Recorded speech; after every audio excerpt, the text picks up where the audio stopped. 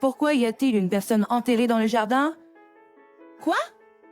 Après avoir pris un moment pour comprendre, j'ai instinctivement couvert la bouche de ma fille. Elle a dû parler dans une situation comme celle-ci, de toutes les choses. Aujourd'hui était un jour joyeux, célébrant la nouvelle maison.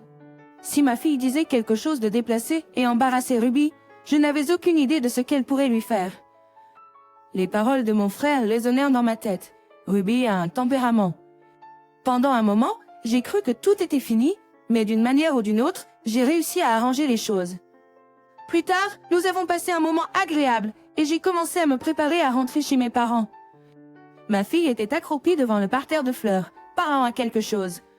Curieuse, j'ai ralenti et je me suis précipitée à ses côtés. Puis, dans l'instant suivant, j'ai vu Ruby abattre violemment une batte de baseball sur la tête de ma fille. Sarah! J'ai tendu la main désespérément. Je suis Yvonne, j'ai 35 ans. Je vis avec ma fille de 5 ans, Sarah. Mon mari, du même âge que moi, travaille actuellement à l'extérieur et nous ne nous voyons que quelques fois par an. Même si c'est pour le travail, c'est solitaire. Heureusement, la maison de mes parents est proche de chez nous, à environ 5 minutes en voiture. À cause de cela, ma fille et moi rendons souvent visite à mes parents. Ils adorent Sarah et nous accueillent toujours chaleureusement. Mais il y avait quelques problèmes lors de nos visites chez mes parents. Tout d'abord, il y a ce problème. Yvonne, tu es encore là? N'est-ce pas trop souvent? Il est inutile que tu te maries. Désolé. Ces paroles acerbes venaient de Ruby, ma belle-sœur. Non seulement mes parents, mais aussi mon frère aîné et sa femme, ma belle-sœur, vivaient dans la maison familiale. C'était censé être un arrangement temporaire. Mon frère, Eugène, avait acheté un terrain et était en train de construire une nouvelle maison. Donc, en attendant que ce soit terminé, il logeait chez mes parents. Même si votre mari est absent, ne pensez-vous pas que vous dépendez trop de vos parents? Ruby, qui est plus âgée d'1 an que moi, n'est peut-être pas une mauvaise personne, mais elle est assertive et un peu méprisante. C'est pourquoi je ne l'ai pas aimée depuis qu'elle a commencé à fréquenter mon frère. Honnêtement, même maintenant qu'ils sont mariés, je ne comprends pas ce que mon frère voit en elle. Je n'ai jamais compris pourquoi elle était si dure avec moi, sa belle-sœur. De plus, elle n'a pas l'air d'aimer beaucoup les enfants, surtout ma fille. Grand-mère, jouons! Alors que Sarah prenait la main de ma mère et commençait à sauter, Ruby faisait clairement la tête. Oh, c'est tellement épuisant quand Sarah vient, car elle est si bruyante! Yvonne, tu devrais vraiment la discipliner davantage. Cela causera des problèmes à l'avenir. De tels commentaires ont été faits. De tels commentaires me mettaient mal à l'aise. Je suis venue seulement parce que Sarah voulait voir ses grands-parents, mais à chaque fois, les paroles de Ruby me donnaient mal à la tête. Le deuxième problème concernait ma fille, Sarah. Elle a une étrange capacité à voir des choses invisibles pour les gens ordinaires et à ressentir certaines choses. Au début, nous ne pouvions pas y croire. Mais lorsque nous avons retrouvé des objets perdus exactement là où elle avait dit qu'ils se trouvaient, parmi d'autres incidents légèrement inquiétants, nous avons commencé à croire. C'était un secret de famille, donc nous l'avions caché à Ruby. Je n'aurais jamais imaginé que cela se révélerait de cette façon. La longue cohabitation touchait enfin à sa fin. La nouvelle maison de mon frère et de sa femme était terminée et ils allaient déménager immédiatement. J'attendais cela avec impatience. Vivre ensemble était difficile. Ruby me chuchota et je ne pus que lui offrir un sourire ironique. Ce n'était pas seulement difficile pour elle, c'était aussi difficile pour moi. J'étais soulagée que la maison de mes parents allait enfin être un endroit de paix. Ma fille m'a regardée avec curiosité et a demandé « Maman, pourquoi agis-tu différemment devant Ruby? Tu es tellement détendue avec grand-mère et Eugène. » J'ai répondu « Eh bien, tu vois, Eugène et moi avons grandi ensemble, mais Ruby est récemment devenue membre de notre famille par le mariage. » Ma fille ne semblait pas convaincue, alors j'ai ajouté « Désolée, est-ce que c'était confus? » Elle a répondu « Non, j'ai compris. » Mais c'est dommage, n'est-ce pas? Alors que je penchais la tête, Sarah a opiné du chef et a dit « C'est vraiment dommage. Nous sommes enfin devenus une famille, et maintenant nous allons bientôt être séparés à nouveau. » J'ai été surprise par sa conviction et j'ai demandé « Que veux-tu dire? » Sarah a expliqué « Quand tu parlais avec Ruby, on aurait dit que vous alliez divorcer. Même si cela me soulagerait, je serais désolée pour Eugène s'il était contrarié. Après tout, ils venaient de terminer la construction de leur nouvelle maison, et maintenant penser qu'ils pourraient divorcer si vite, je n'y comprenais rien. Alors, j'ai juste demandé à Sarah de promettre de ne pas en parler ailleurs et j'ai décidé de ne pas y penser. Un certain temps après le déménagement d'Eugène et de sa femme, nous avons été invités chez eux pour la pendaison de crémaillère. Nous avons emballé une belle somme d'argent en cadeau, et nous 5, y compris mes parents, Sarah et moi, nous nous sommes rendus là-bas. La maison d'Eugène était à environ 20 minutes de chez nos parents. Comme ma voiture compacte était trop petite pour nous 5, nous avons dû demander à mon père de conduire sa voiture. C'était une vieille voiture à transmission manuelle, ce qui me rendait nerveuse, mais mon père est un conducteur plus sûr que moi, donc ça devrait aller. Pour moi, ne pas pouvoir conduire une voiture à transmission manuelle est assez impressionnant. Quand nous sommes arrivés, la première chose qui m'a frappée a été la beauté du lieu. C'était une construction toute neuve en effet. L'extérieur seul était impressionnant. La cour était spacieuse et il y avait même de belles fleurs. Un tout nouveau parterre de fleurs près de la baie vitrée. Il n'y avait pas encore de fleurs plantées, juste de la terre, mais c'était impressionnant néanmoins. Waouh! C'est tellement grand! Sarah courait joyeusement dans la cour, criant de plaisir. Hé! Sarah! Alors que je tentais de la rattraper, Eugene m'arrêta. Laisse-la tranquille. Si elle veut jouer dans la grande cour, c'est bien. Oh, merci!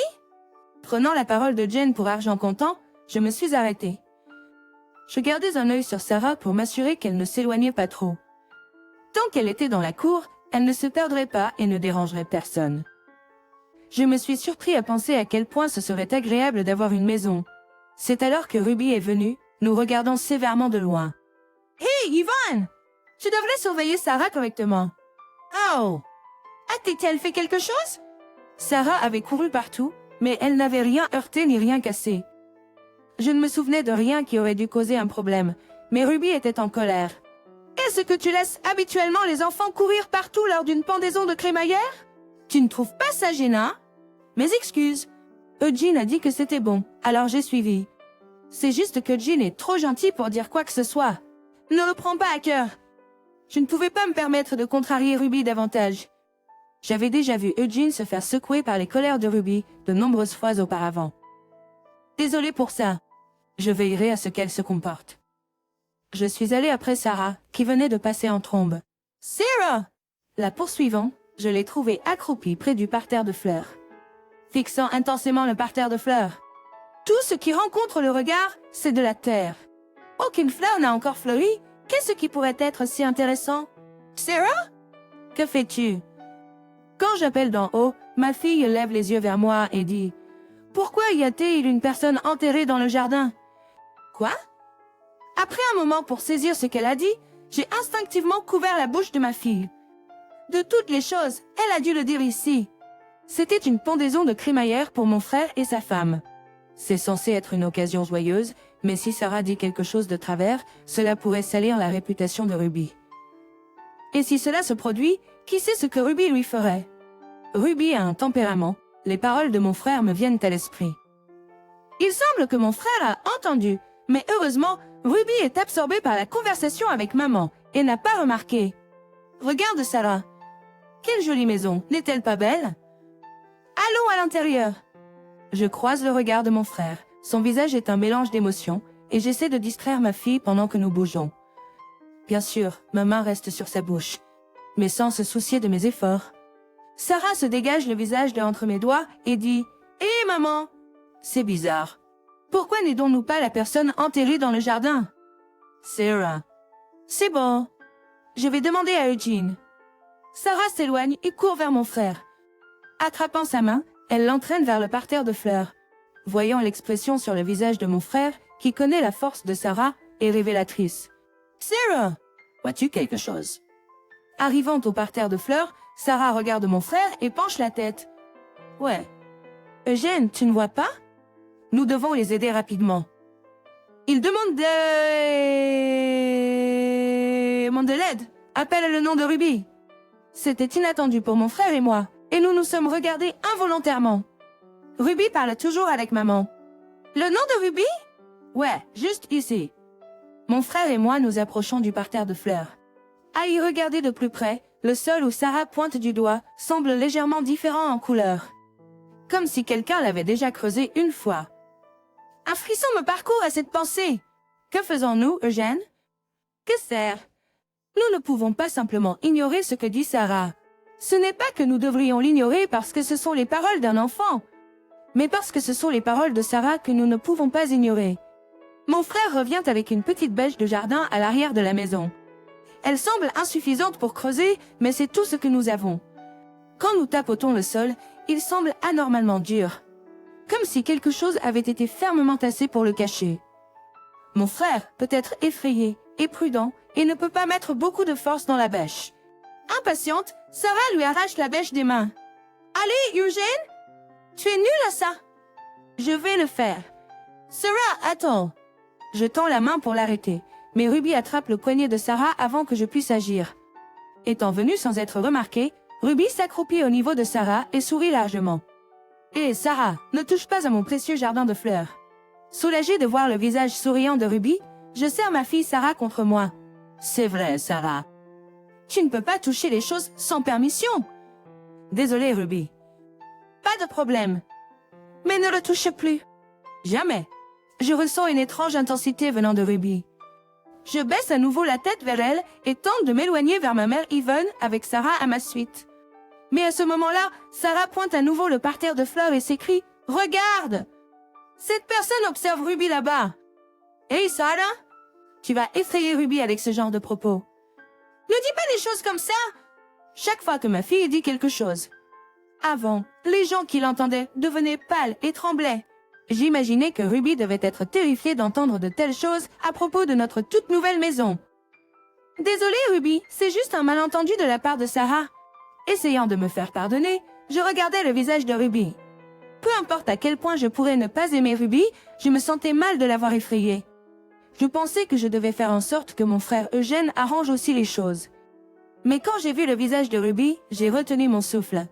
Loin d'avoir l'air effrayée, ses yeux étaient grands ouverts et elle avait l'air en colère. « Sarah, quelqu'un m'observe-t-il ?»« Oui, il demande de l'aide à Ruby !» Ruby a simplement dit « Ah !» et a relevé les coins de sa bouche. Ses yeux ne souriaient pas du tout. Pour une raison quelconque, le visage de Ruby me terrifiait. Et je frissonnais. Je suis désolée, Ruby. Ce n'est pas grave. Ce ne sont que des choses d'enfant. Eugène s'est rapidement interposé entre moi et Ruby, et la situation s'est calmée pour le moment. Nous sommes entrés dans la toute nouvelle maison avec nos parents, et ils nous ont laissé nous asseoir sur le tout nouveau canapé. Wow! Il est tellement moelleux! Il semblait que le moral de Sarah s'était amélioré dans la nouvelle maison, alors qu'elle s'enfonçait joyeusement dans le canapé. Elle semblait avoir complètement oublié l'incident précédent, et je me sentais soulagée. Nous avons ensuite commandé des sushis à emporter, discutant et mangeant. Sarah devait être épuisée par toute l'excitation. Avant que nous le sachions, elle s'était endormie sur le canapé. « Veux-tu la mettre au lit à l'étage? Eugène devrait-il la porter? Vos aimants? Merci. Ce serait bien. Nous avons encore un bon moment avant de rentrer. Ce serait peut-être mieux que de la laisser dormir dans le salon animé. Au début, je le pensais, mais ensuite j'ai eu un mauvais pressentiment. Je pense que c'est bien. Elle pourrait se sentir seule en se réveillant seule. Oh, elle a déjà 5 ans, n'est-ce pas? Elle va bien. Elle peut dormir ici? Yvonne, tu es un peu surprotectrice, hein? Ruby murmura cela et rejoignit habilement la conversation avec mon frère et mes parents. Malgré cet échange rapide, je n'arrêtais pas de transpirer. Au bout d'un moment, Sarah s'est réveillée. Il est temps de partir. Nous avons convenu avec notre père et avons commencé à nous préparer à rentrer à la maison. Alors que je nettoyais la table et lavais les tasses, ma fille ennuyée tirait sur mes vêtements. « Hé maman, est-ce qu'on y va bientôt? » Encore un peu, d'accord? Nous partirons bientôt. Tu es lente! Peut-être reste-t-elle un peu grincheuse parce qu'elle vient de se réveiller, mais Sarah semblait un peu grognon. Je ne voulais pas gérer une crise de colère maintenant, alors j'ai décidé de confier cela à ma mère. « Maman, peux-tu rincer s'il te plaît? » Sarah commence à râler. Ma mère est venue en courant, mais Ruby l'a bloquée. Et si Sarah et moi jouions dans la cour en attendant? Not here? Ah non, ma fille ravie à l'idée de sortir. Plus que ça, j'ai été surpris que Ruby l'ait invitée à jouer. Elle n'est pas censée aimer les enfants, et pourtant j'étais là, perplexe mais reconnaissant. Merci Ruby. Mais nous allons bientôt rentrer. C'est juste jusqu'à ce que vous partiez. Ça va. Allez, on y va, Sarah. Ouais. Sarah a répondu joyeusement et a pris la main de Ruby, puis elles sont parties. C'est étrange. Ruby n'est pas enthousiaste à l'idée d'avoir des enfants. Eugène a dit, le regardant partir, avec un visage stupéfait. Je sais, n'est-ce pas? Ruby et ma fille se sont rencontrées plusieurs fois, mais je ne les ai jamais vues jouer ensemble. Sarah n'est pas timide avec les étrangers et aborderait volontiers Ruby, mais je pensais que Ruby gardait toujours ses distances. Pourtant, aujourd'hui, c'est Ruby qui a invité. Quelque chose ne me semblait pas juste. Je vais aussi sortir dehors. Je me suis précipitée dehors en vitesse. Sarah était accroupie devant le parterre de fleurs, en train de parler de quelque chose. Ruby était introuvable. Intriguée, j'ai ralenti et je me suis précipitée vers elle. Le moment suivant, j'ai vu Ruby balancer un bat de baseball de toutes ses forces sur la tête de Sarah. C'était une situation critique. J'ai attrapé le bras de ma fille et nous sommes tous les deux tombés en arrière. Un bruit métallique a résonné dans la cour. La batte avait frappé juste à l'endroit où se trouvait Sarah quelques secondes auparavant. Entendant le bruit, Eugene et mes parents sont sortis. Quel est ce bruit? Ruby? Eugene, voyant Ruby tenir la batte, était choqué. Le cœur battant, j'ai serré Sarah très fort. C'était trop près. Si j'avais été un moment plus tard, Sarah aurait pu être sérieusement blessée. Silencieusement, j'ai regardé Ruby. Son expression était en colère, ou peut-être sans émotion. Que s'est-il passé? Eugene a demandé, suspicieux. Ruby, elle a essayé de frapper Sarah avec la batte. Quoi? Je n'arrive pas à y croire. Eugene s'est approché de Ruby, incrédule. C'est vrai? Ruby, pourquoi l'as-tu fait ça? Ruby s'est contentée de sourire. Allez, Yvonne! Ce n'était qu'une blague. La colère m'a submergée et j'ai répliqué. Une blague? De quoi parlez-vous? Si cela l'avait touchée, avez-vous une idée de ce qui aurait pu se passer? Cela aurait pu être bien plus qu'une simple blessure. En parlant, j'ai réalisé quelque chose d'horrible. L'extrémité de la batte de baseball était tachée de quelque chose de rouge foncé. Remarquant mon regard, Ruby laissa échapper un souffle. Sarah a été celle qui a commencé, n'est-ce pas? Elle n'aurait pas dû dire ce qu'elle a dit. Mes yeux ont été involontairement attirés vers le parterre de fleurs. What? Est-il vraiment possible qu'en dessous se trouve une personne enterrée, comme l'avait dit ma fille? La peur m'a fait claquer des dents. Mon frère, inquiet, nous a éloignés, Sarah et moi, de Ruby. De quoi s'agit-il, Ruby? Ce n'est rien de grave, juste une blague. Peut-être que je suis allée un peu trop loin. Mon frère fixa Ruby un moment, puis se dirigea résolument vers l'arrière de la cour. Il prit une petite pelle et commença à creuser le parterre de fleurs que Sarah avait indiqué plus tôt. « Hey, Jim, que fais-tu » Ruby a essayé de l'arrêter, mais elle n'était pas de taille face à la force de mon frère. Il continua à creuser. Lorsqu'il eut creusé une bonne quantité, il resta sans voix et se prit la tête. Ruby s'effondra également à côté de lui, faiblement. « Eugène! Yvonne, appelle la police! Ensuite, dépêche-toi, prends Sarah et rentre à la maison !» Devant le comportement inhabituel de mon frère, j'ai réalisé que les paroles de ma fille étaient en effet vraies. Mon frère avait trouvé quelque chose que Sarah avait mentionné. J'ai immédiatement appelé la police. Étonnamment, Ruby était soumise jusqu'à l'arrivée de la police. Elle répétait que tout était fini comme dans un état second, mais elle n'est pas devenue furieuse, ni n'a essayé de s'enfuir. Après l'arrivée de la police, j'ai décidé de rester avec mon frère tout en laissant ma fille avec mes parents. Ma mère était trop effrayée pour l'accompagner. Mon père a proposé de rester, mais alors nous nous retrouverions sans chauffeur. Mon frère a dit, je vais bien tout seul, mais cela ne pouvait pas être vrai. Je ne pouvais pas laisser mon frère tout seul. Sarah, écoute grand-mère et grand-père et attends ici, d'accord? D'accord. Maman prend soin de Jeanne aussi. Bien sûr. Je ne pouvais pas dire dans quelle mesure ma fille comprenait, mais je lui ai promis avec un sourire. Mon frère semblait parler calmement avec l'officier. J'ai observé depuis un coin de la cour pour ne pas être dans le chemin. Soudain, la voix de Ruby s'est élevée en colère. Je vous l'ai dit. Je ne sais rien. D'accord. Pour l'instant, allons au poste et vous pourrez tout nous dire là-bas. Vous essayez juste de me faire porter le chapeau. Je refuse d'y aller. L'officier semblait perplexe face à l'explosion de Ruby. Une officière a essayé de saisir le bras de Ruby, mais elle l'a repoussé et s'est cachée derrière mon frère. Eugène, aide-moi! Ruby. Mon frère était troublé, tenant l'épaule de Ruby. Il ne l'a ni serrée dans ses bras, ni repoussée. Je pouvais ressentir son conflit. Je n'ai rien fait de mal. C'est une fausse accusation. Mon frère voulait probablement croire aux paroles de Ruby. Mais il y a un instant, Ruby avait brandi une batte de baseball contre Sarah. Probablement parce que si ce qui était enterré était révélé, elle aurait des problèmes pour conclure l'affaire. Ruby, si tu es innocente, allons simplement au bureau pour l'instant, ai-je suggéré. Ruby m'a regardé d'un air sévère. Non. Et si les flics me forcent à avouer? Dis ça, Eugene. Eh bien, mon frère est probablement toujours un peu incertain. Il n'arrive pas à se détourner de Ruby. Mais en réalité, c'était enterré. Juste par hasard, n'est-ce pas? Il se trouve juste qu'il y avait quelqu'un enterré là. Nous avons malheureusement acheté cet endroit. Ça ne nous regarde pas. En entendant les paroles de Ruby, j'ai attrapé le bras de mon frère et l'ai involontairement tiré vers moi. Ruby, comment sais-tu cela? Thane. Parce que Sarah nous l'a dit.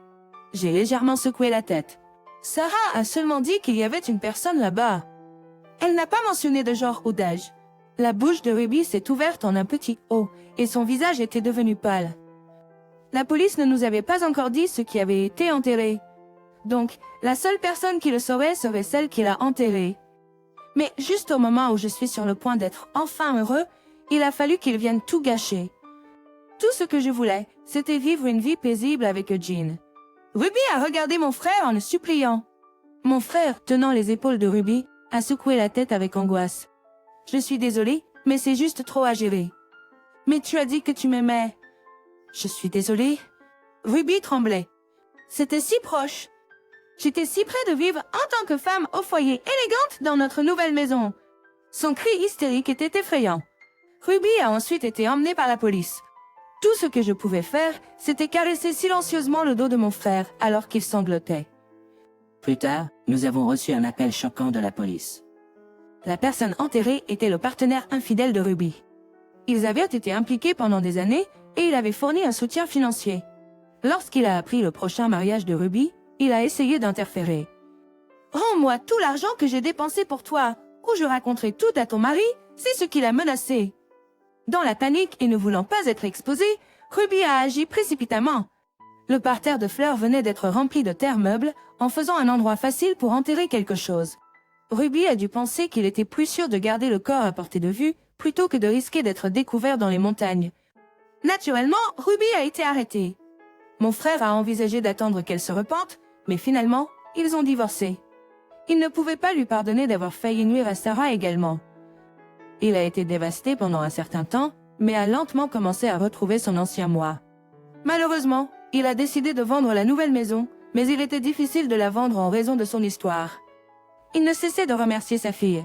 Si Sarah n'avait pas remarqué, qui sait ce qui se serait passé. Ruby n'aurait certainement pas avoué. Mon frère a plaisanté avec autodérision sur son mauvais jugement envers les femmes. Maintenant, il est revenu chez nos parents. Je lui rends visite chaque week-end et ils semblent bien s'entendre. Cette fois, tout était grâce à l'œil aiguisé de Sarah, mais nous en avions assez. Alors, nous avons fait un pacte de ne pas parler de voir quoi que ce soit ou qui que ce soit devant les autres. Elle a promis joyeusement. Mais en tant que parent, j'espère que sa capacité particulière s'estompera avec le temps. Dégage d'ici aujourd'hui, vieille sorcière. D'ici aujourd'hui? Et débarrasse-toi de toutes tes affaires. Cela encombre juste la maison. Karen a fait un geste de chasse. Alors que je commençais à m'agacer, Mike a pris la parole. Écoute, ne laisse pas le moindre déchet derrière toi. C'était la goutte d'eau qui a fait déborder le vase pour moi. Soupirant, j'ai murmuré en réponse. D'accord. Puis je leur ai tourné le dos à tous les deux. Si tu te fais prendre à tricher, tu t'excuses normalement, n'est-ce pas? Pourquoi sont-ils si défiants à ce sujet? Et ils me disent de partir parce qu'ils veulent vivre ensemble? C'est juste ridicule. Ils disent à des choses qui leur conviennent, mais ne pensent-ils pas que j'ai des preuves compromettantes contre eux? Eh bien, si c'est le cas, ça ne me dérange pas. Ils devraient en profiter tant qu'ils le peuvent. Je vais juste continuer à préparer ma vengeance. Je me suis esclaffée en moi-même en me dirigeant vers ma chambre. Je m'appelle Michelle Ogden. Je suis mariée à mon mari, Mike, depuis près de 20 ans. À 48 ans, je travaille à domicile dans le domaine du design, et Mike, 2 ans mon aîné, réussit en tant qu'ingénieur système. Notre fils, Nick, est né juste après notre mariage et a maintenant 19 ans. C'est un étudiant respecté à l'université. Vous pourriez imaginer une famille heureuse en entendant cela, mais en réalité, ce n'est pas le cas. Dernièrement, je suis devenue méfiante à l'égard du comportement de Mike. Le week-end, il sort de la maison en douce. Même en semaine, il rentre assez tard. Et quand il est à la maison, il ne répond jamais au téléphone devant moi. Il est clair comme de l'eau de roche qu'il me trompe. S'il me trompe, je suppose que le divorce est la seule option. Dernièrement, je me surprends à penser de plus en plus à cela. En y réfléchissant, l'attitude de Mike a changé il y a quelques années. C'était lorsque Nick était au collège et que nos dépenses ont commencé à s'accumuler. Malgré cela, le salaire de Mike diminuait progressivement. Quand je lui ai demandé pourquoi, Mike a dit « L'économie est mauvaise et l'entreprise a du mal ». Je ne pouvais pas faire grand-chose. J'ai réduit nos dépenses de vie, mais ce n'était pas suffisant. Alors, j'ai pensé à trouver un emploi et en ai discuté avec Mike. Tu sais, je pense à prendre un emploi à temps partiel. Fine! Nous sommes à court d'argent? Il y a les frais de tutorat de Nick. Les frais de tutorat de Nick étaient trop élevés. Je me suis confiée à Mike au sujet de nos difficultés financières. Puis soudain, il est devenu en colère. C'est parce que tu gaspilles de l'argent. J'ai été surpris par le comportement de Mike. Bien sûr, nous avions eu quelques disputes auparavant, mais c'était complètement différent de tout ce que j'avais vécu avec lui. Même si je sentais que quelque chose n'allait pas, j'ai rétorqué « Je ne gaspille pas d'argent. » Alors, tu es juste un perdant, hein? Tout le monde est tellement incompétent. Il a continué à se plaindre de la façon dont tout le monde dans son entreprise ne pouvait pas faire correctement leur travail. Il a même dû aider aux ventes. Il a grogné. Finalement, j'ai abandonné la discussion avec lui. Ensuite, une ancienne collègue de l'entreprise où je travaillais avant notre mariage, qui avait récemment lancé sa propre entreprise, m'a contacté pour demander de l'aide. Cela faisait plus d'une décennie que j'avais quitté ce travail lorsque je me suis mariée. Il y avait un petit écart, mais je ne pouvais pas manquer cette opportunité. J'ai accepté avec enthousiasme son offre. C'est ainsi que j'ai commencé à travailler à domicile dans le domaine du design. Bien sûr, j'en ai parlé à Mike, mais il a juste dit « D'accord » et n'avait pas l'air très intéressé. Il écoutait à peine ce que j'avais à dire. Néanmoins, je l'avais informé officiellement. J'ai continué mon travail avec fierté. Puis, un certain jour de semaine, alors que je travaillais, Nick est rentré à la maison de façon inattendue. « Je suis à la maison. »« Quoi de neuf? Pourquoi es-tu à la maison à cette heure-ci? » Il était juste passé midi. À ce moment-là, Nick était au collège. Il aurait dû avoir des cours jusqu'au soir, puis des activités extrascolaires. Il n'y avait aucune raison pour qu'il soit à la maison à cette heure-là. Est-ce que je ne t'ai pas dit que c'était le début des examens? Je m'en suis soudain rappelé. En regardant le calendrier, il était effectivement écrit examens. J'ai oublié. Je vais préparer le déjeuner tout de suite. Je me suis dépêchée de préparer le déjeuner de Nick. Puis, de derrière, Nick a demandé « Maman, tu travaillais? Hein? Ton ordinateur portable est sorti et il y a tous ces documents. » Nick pointait mes documents de travail et l'ordinateur portable que j'avais laissé sur la table du salon. « Oh, désolé. Je vais ranger ça tout de suite. »« Non, c'est bon, tu peux le faire plus tard. Mais il y a quelque chose dont je veux te parler. » Nick est allé en courant dans sa chambre et est revenu bientôt avec sa tablette. « Je suis en train de créer un jeu. Je veux devenir ingénieur comme papa. » Nick m'a montré le jeu qu'il avait créé sur sa tablette. « C'est incroyable! Je veux aller dans une école professionnelle. Penses-tu que papa serait d'accord? Si tu lui montres ça, je suis sûr qu'il te soutiendra. » J'ai soutenu Nick de tout cœur, mais nos espoirs ont vite été anéantis. Quand Mike a vu le jeu de Nick, il l'a fortement critiqué. C'est une blague, non? Mais non, c'est totalement inutile. Je pourrais faire ça en 10 minutes. Mike a ri avec moquerie. J'étais furieux de sa réaction. Pour un ingénieur système comme Mike, le jeu de Nick pourrait sembler être un jeu d'enfant. Donner des conseils professionnels est une chose, mais se moquer en est inacceptable. Alors que j'allais me plaindre, Mike a continué avec Nick. Si tu as le temps de t'amuser comme ça, tu devrais étudier davantage. Réfléchis avant de parler. Quand j'ai interrompu, Mike s'est énervé. Quoi? C'est un problème avec ma façon d'éduquer? Oui, c'est le cas. Tu devrais respecter davantage l'indépendance de notre fils. Hein? D'habitude, c'est le travail de la femme d'éduquer les enfants. Si tu faisais correctement ton travail, nous n'aurions pas ce problème. Mike a haussé le ton. Je me suis tue sur le moment. C'était inutile de discuter avec lui. Je devais aider Nick moi-même. Au final, j'ai juste écouté en silence les plaintes de Mike. J'ai attendu que sa colère se calme. Le lendemain, lorsque Mike n'était pas là, j'ai dit à Nick, « Nick, je vais t'acheter un ordinateur pour tes études de développement de jeux. » Vraiment? Oui. Si ton père dit quelque chose, je dirai que c'est pour mon travail. Avec cela, j'ai acheté un ordinateur de bureau coûteux pour Nick, en le payant moi-même. Mike avait l'air sceptique, mais j'ai affirmé que c'était pour mon travail. Cet incident a progressivement tendu la relation entre Mike et moi. J'ai envisagé le divorce, mais ce n'est pas facile d'en parler à cause de Nick. Ces jours-ci, je me sens assez perturbée. D'un autre côté, Nick est parti à l'université. Il a dit qu'il voulait étudier sa spécialité à l'université et pensait que son père ne s'y opposerait pas.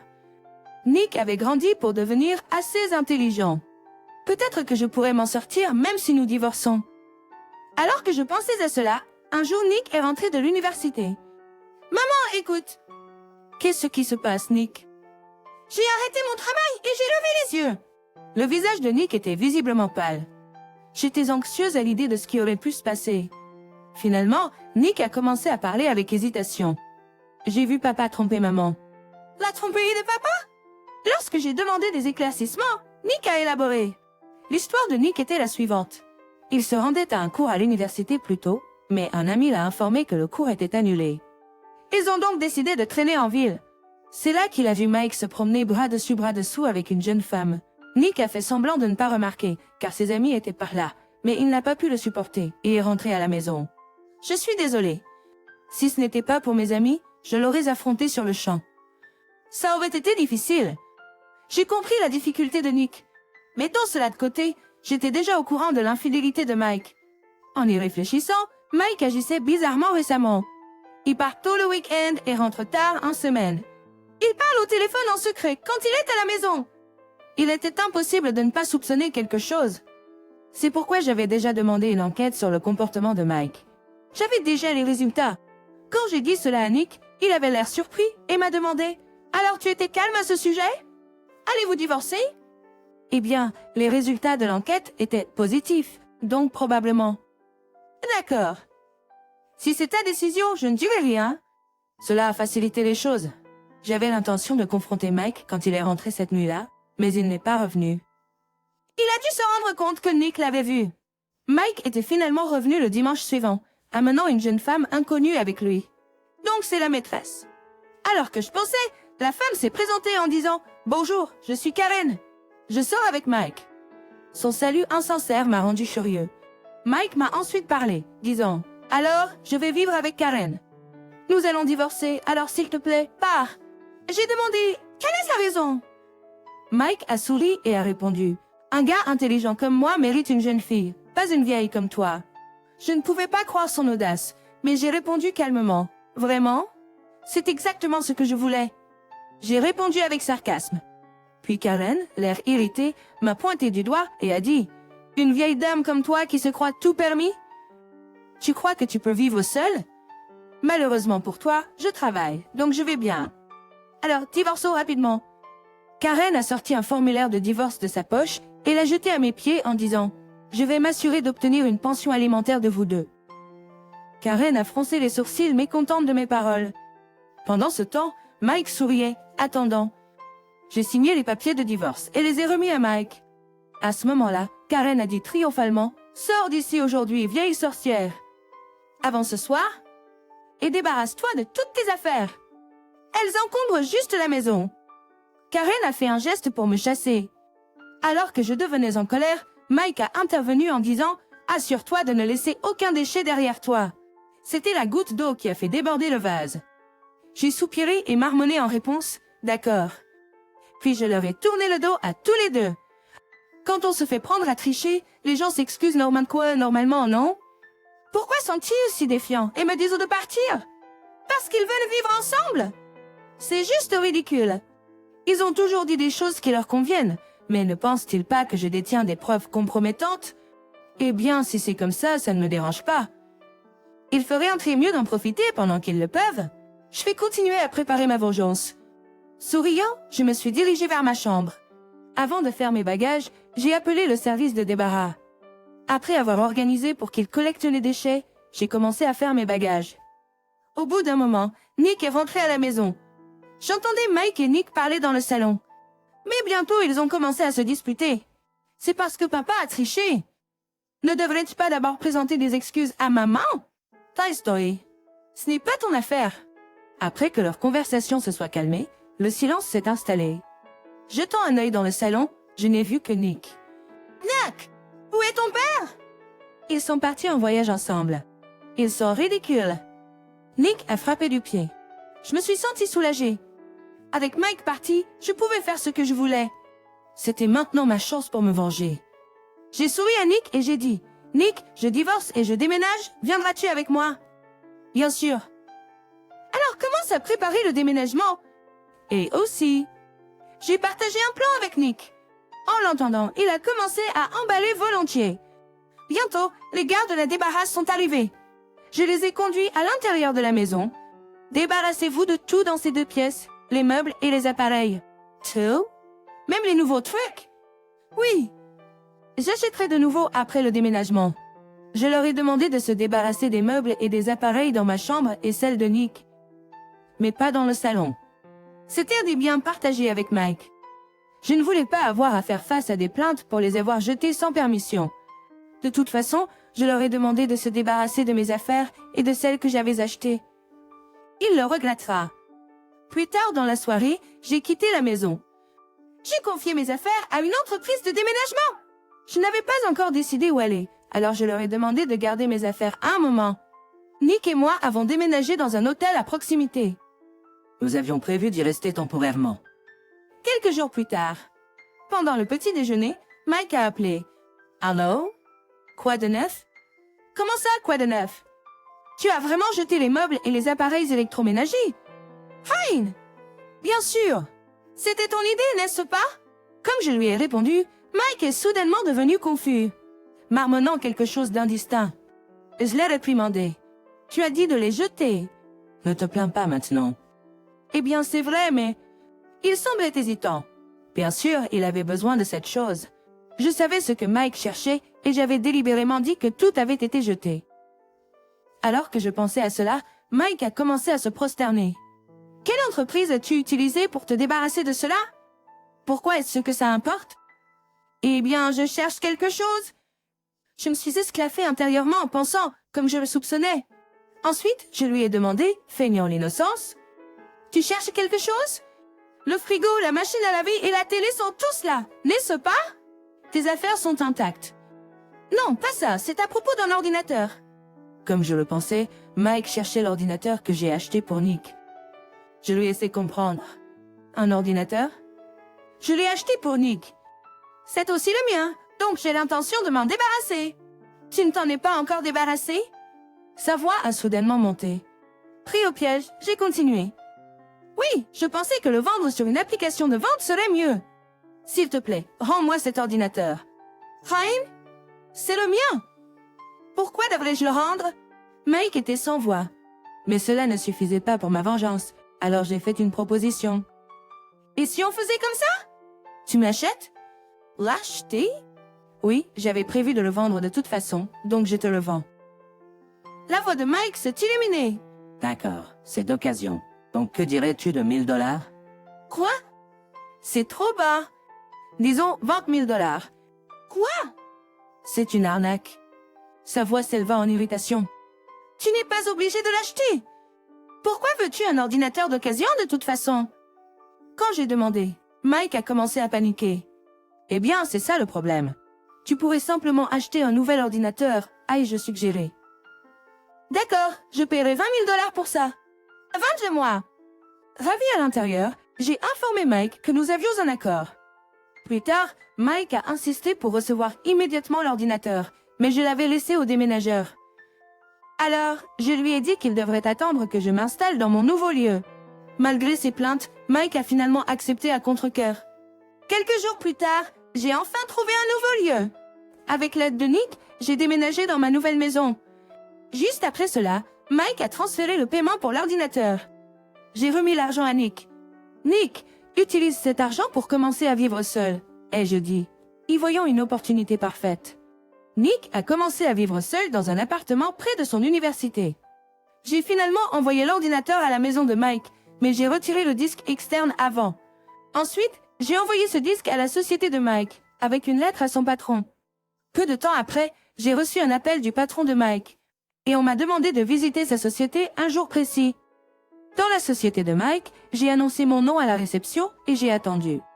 Un homme légèrement plus âgé que moi est apparu. Bonjour.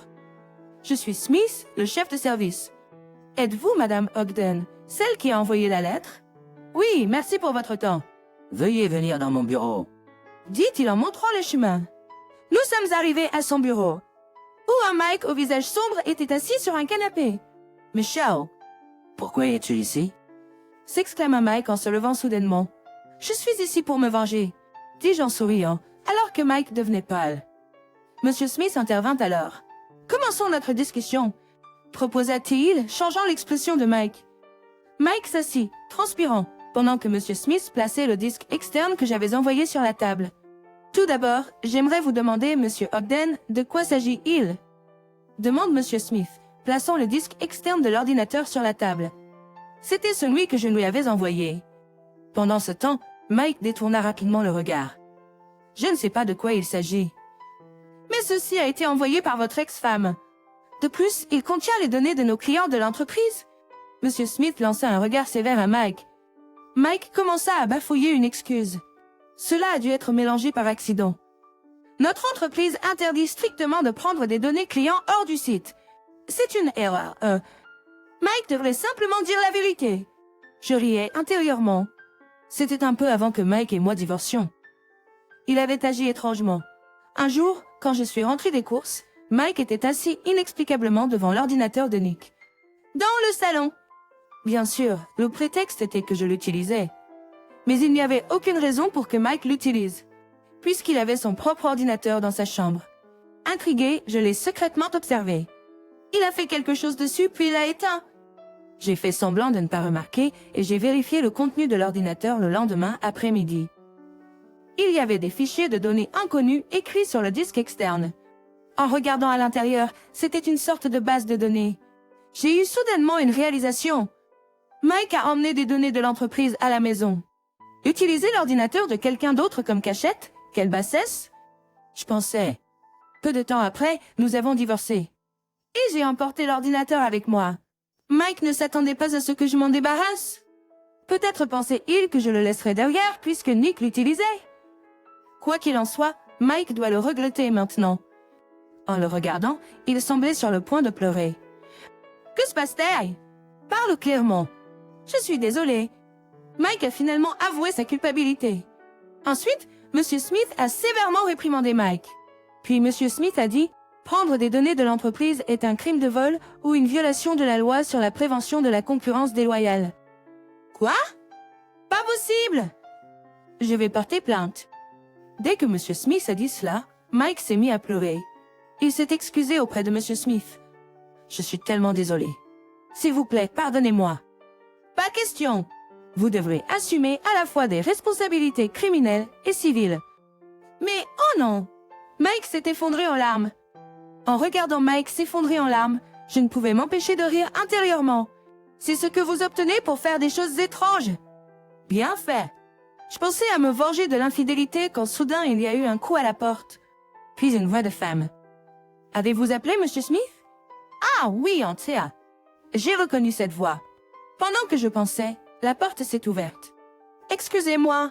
Ah! M'exclamai-je alors que la femme entrait. En même temps, elle me regardait. Puis elle a crié « Am! Pourquoi es-tu ici ?» C'était Karen qui avait élevé la voix. C'est compliqué. Toy Story. Ce n'est pas un endroit pour une vieille dame comme toi. Elle a ensuite rapidement couvert sa bouche, remarquant le visage rouge de Monsieur Smith. Monsieur Smith, serrant les dents, a fait signe à Karen de s'asseoir. Elle s'assit silencieusement là où Mike avait été. Une fois assise, Monsieur Smith lui demanda « Alors Karen, j'ai une question. Tu prévois de démarrer ta propre entreprise, n'est-ce pas? » Oui. Dans le même domaine que notre entreprise? Monsieur Smith la regarda sévèrement. Sous pression, Karen répondit avec hésitation. La conversation de Monsieur Smith atteignit alors un point critique. Tu es aussi responsable de la gestion des données clients, n'est-ce pas? Tout va bien de ton côté? Demanda Monsieur Smith à Karen. Ah, qu'est-ce que tu veux dire? Karen transpirait abondamment. À ce moment-là, j'ai réalisé quelque chose. Ah, ces deux étaient de mèche. Ils prévoyaient de s'emparer des données clients ensemble. En gros, voilà ce qui se passait. Mike et Karen ont tous deux extrait des données clients de leurs entreprises respectives. Karen devait d'abord démarrer sa propre entreprise en utilisant ces données. Et ensuite, Mike la rejoindrait pour diriger l'entreprise ensemble. Une fois que j'ai compris leur plan, cela n'était plus intéressant. Essayer de réussir en utilisant les efforts des autres. Pathétique. Je soupirais. Pendant ce temps, la conversation continuait. Monsieur Smith pressait Karen. J'ai fait enquêter mes subordonnés et il semble qu'il y ait également eu une fuite de données. Je veux dire, on dirait que tu étais impliqué, n'est-ce pas? Karen baissa les yeux, puis releva la tête pour commencer à trouver des excuses. Non, ce n'est pas vrai. Tout ça, c'est à cause de Monsieur Ogden. Alors qu'elle commençait à blâmer Mike, il s'est mis en colère. Il s'est levé et a commencé à se plaindre à Karen. Me blâmer? C'est toi qui as commencé tout ça. Je ne sais rien à ce sujet. Tu as fait ça tout seul. Quoi? Tu as dit que tu voulais m'épouser. J'étais dégoûtée par leurs petites excuses.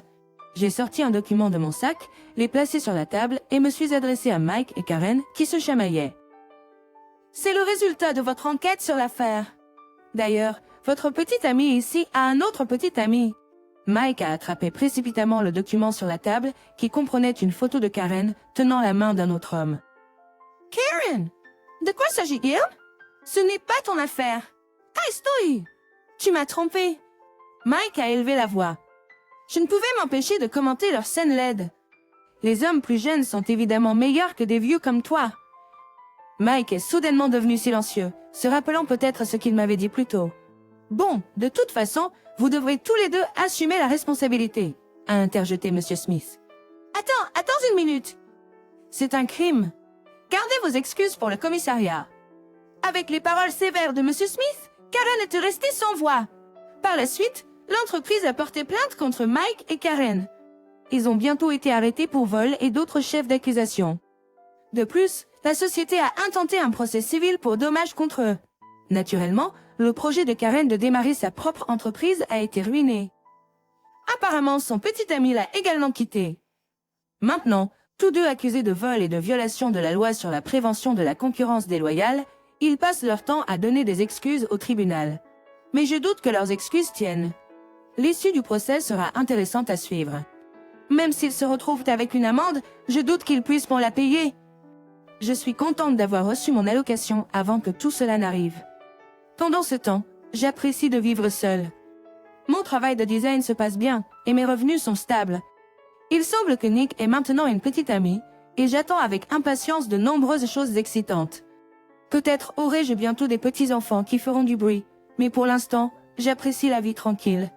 Tom a dit quand nous étions fiancés, mais dès que nous nous sommes mariés, il a complètement changé. Lui et son fils, Mike, ont commencé à m'insulter verbalement tous les jours. En plus de cela, il a pris le contrôle de nos finances, en économisant sur les dépenses du ménage.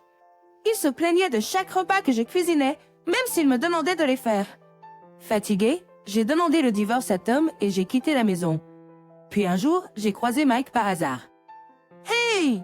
J'ai entendu dire que tu es maintenant à l'aide sociale, a-t-il dit. J'étais surpris. Quoi? Tu dois me prendre pour quelqu'un d'autre. Il a souri en coin. Allez, ne fais pas semblant. Mike a tordu la bouche en une grimace. Écoute, toi et moi, c'est fini. Ne viens pas me pleurer que tu es fauché, car je ne te prêterai pas un sou. Souviens-toi de ça? Avant que je puisse répliquer, il avait disparu dans la foule. Sentant les regards des passants, j'ai baissé la tête et secoué les épaules. Je n'ai pas pu m'empêcher de rire. Pauvre chose. Il ne sait rien. J'ai hâte de voir sa réaction quand il découvrira la vérité. Je m'appelle Suzanne, une femme au foyer de 50 ans. J'ai épousé Tom il y a 5 ans. Lors de notre première rencontre, il semblait être un parfait gentleman. Nous nous sommes rencontrés lors d'une réunion d'amis communs, et il était agréable à parler, très amical et semblait vraiment gentil. En nous séparant, il a dit « J'aimerais qu'on se revoie juste tous les deux la prochaine fois. » J'étais triste de dire au revoir, alors j'ai accepté. Lorsque nous avons commencé à sortir ensemble, j'ai appris qu'il avait un fils nommé Mike de son précédent mariage. Mike était en 5e année à l'époque, et j'ai dîné avec lui quelques fois. C'était un garçon brillant et gentil, tout comme son père. 1 an plus tard, Tom m'a demandé en mariage, et j'ai décidé de me confier à lui. Je travaille à temps partiel et je vis avec mes parents, n'est-ce pas? J'ai demandé. En fait, la société dans laquelle j'ai travaillé juste après l'université était un cauchemar, et ça a ruiné ma santé. Vraiment? A-t-il demandé? Même démissionner a été difficile. Je ne pense pas pouvoir travailler de longues heures à nouveau. Alors Tom a souri gentiment. Reste simplement à la maison sans en faire trop. Regarde, je travaille pour une grande entreprise. Je travaillerai pour nous deux, ne t'inquiète pas.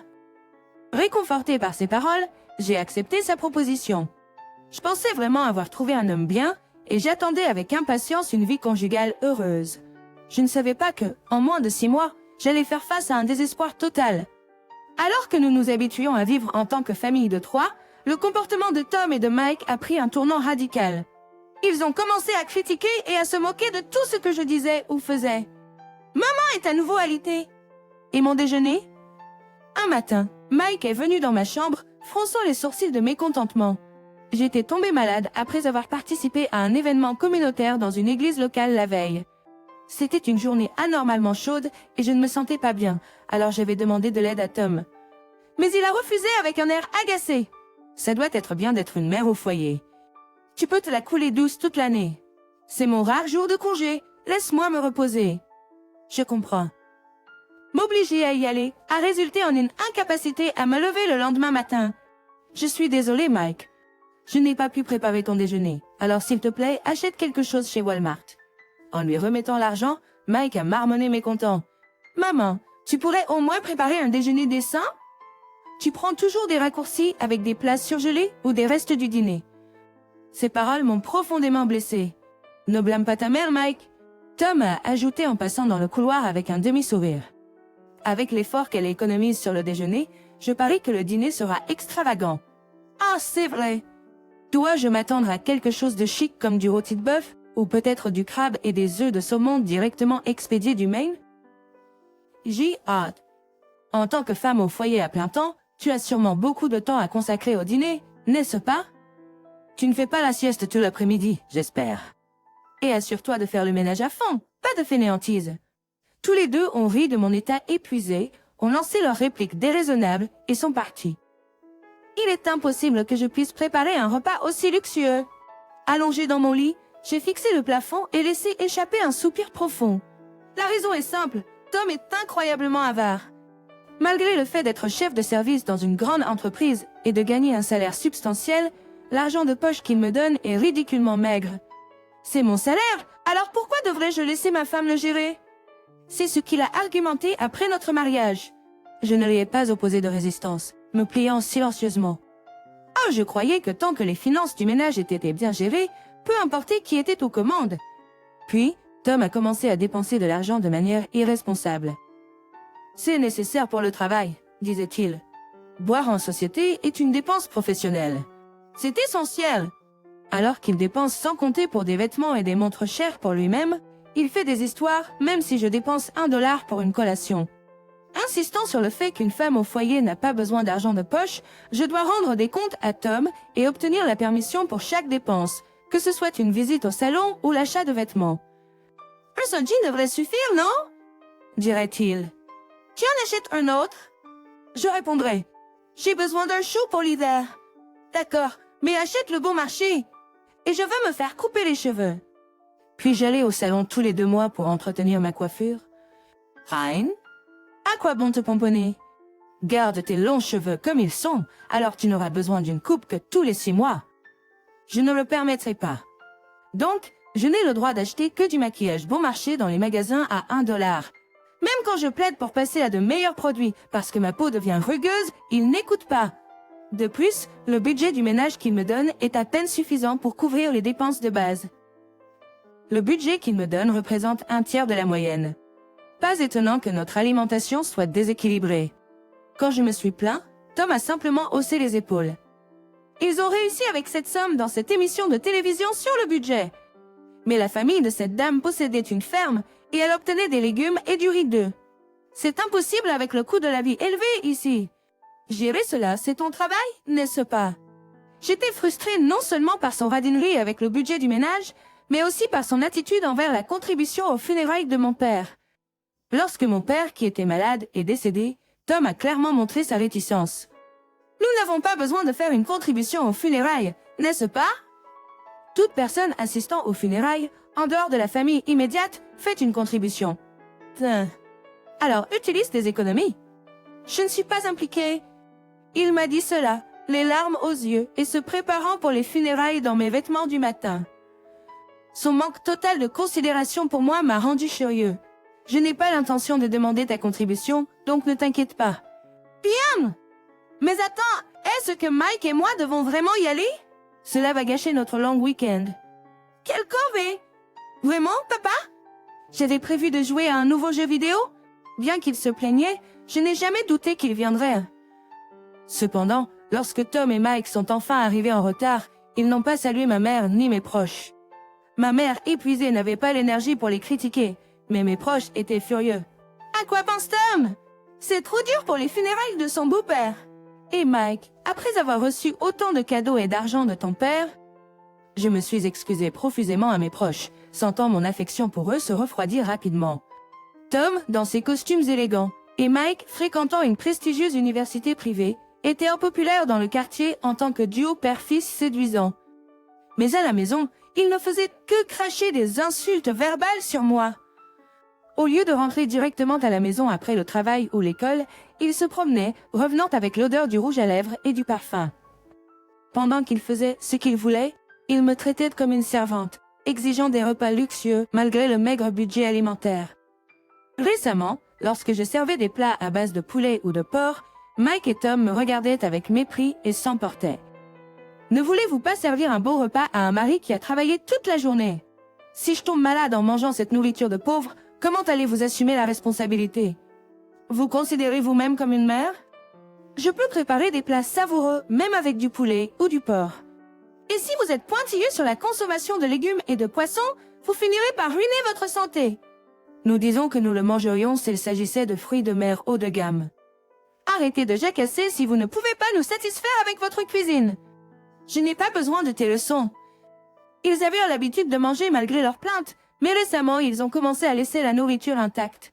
Pourtant, si je ne cuisine pas, ils me reprochent de négliger mon rôle d'épouse. C'est tellement gaspillé. Alors je finis par le manger au petit déjeuner ou au déjeuner le lendemain, me demandant pour qui je cuisine, alors que les larmes me montent aux yeux. Quant à leur repas, ils se contentent de déjeuners achetés en magasin, de nouilles ramen et de snacks. Finalement, Tom a été diagnostiqué comme prédiabétique lors d'un bilan de santé de l'entreprise, et Mike a commencé à prendre du poids. C'était une issue prévisible à... Ensuite, ils se sont emportés contre moi. Comment oses-tu, en tant qu'épouse, rendre ton mari et ton fils malades? Nous n'avons pas besoin d'une femme inutile comme toi. Divorçons. Alors, je partirai. J'ai accepté avec empressement, ce qui les a surpris. Est-ce que cela te convient d'être sans emploi? Tu as vécu à mes crochets. Comment vas-tu survivre maintenant?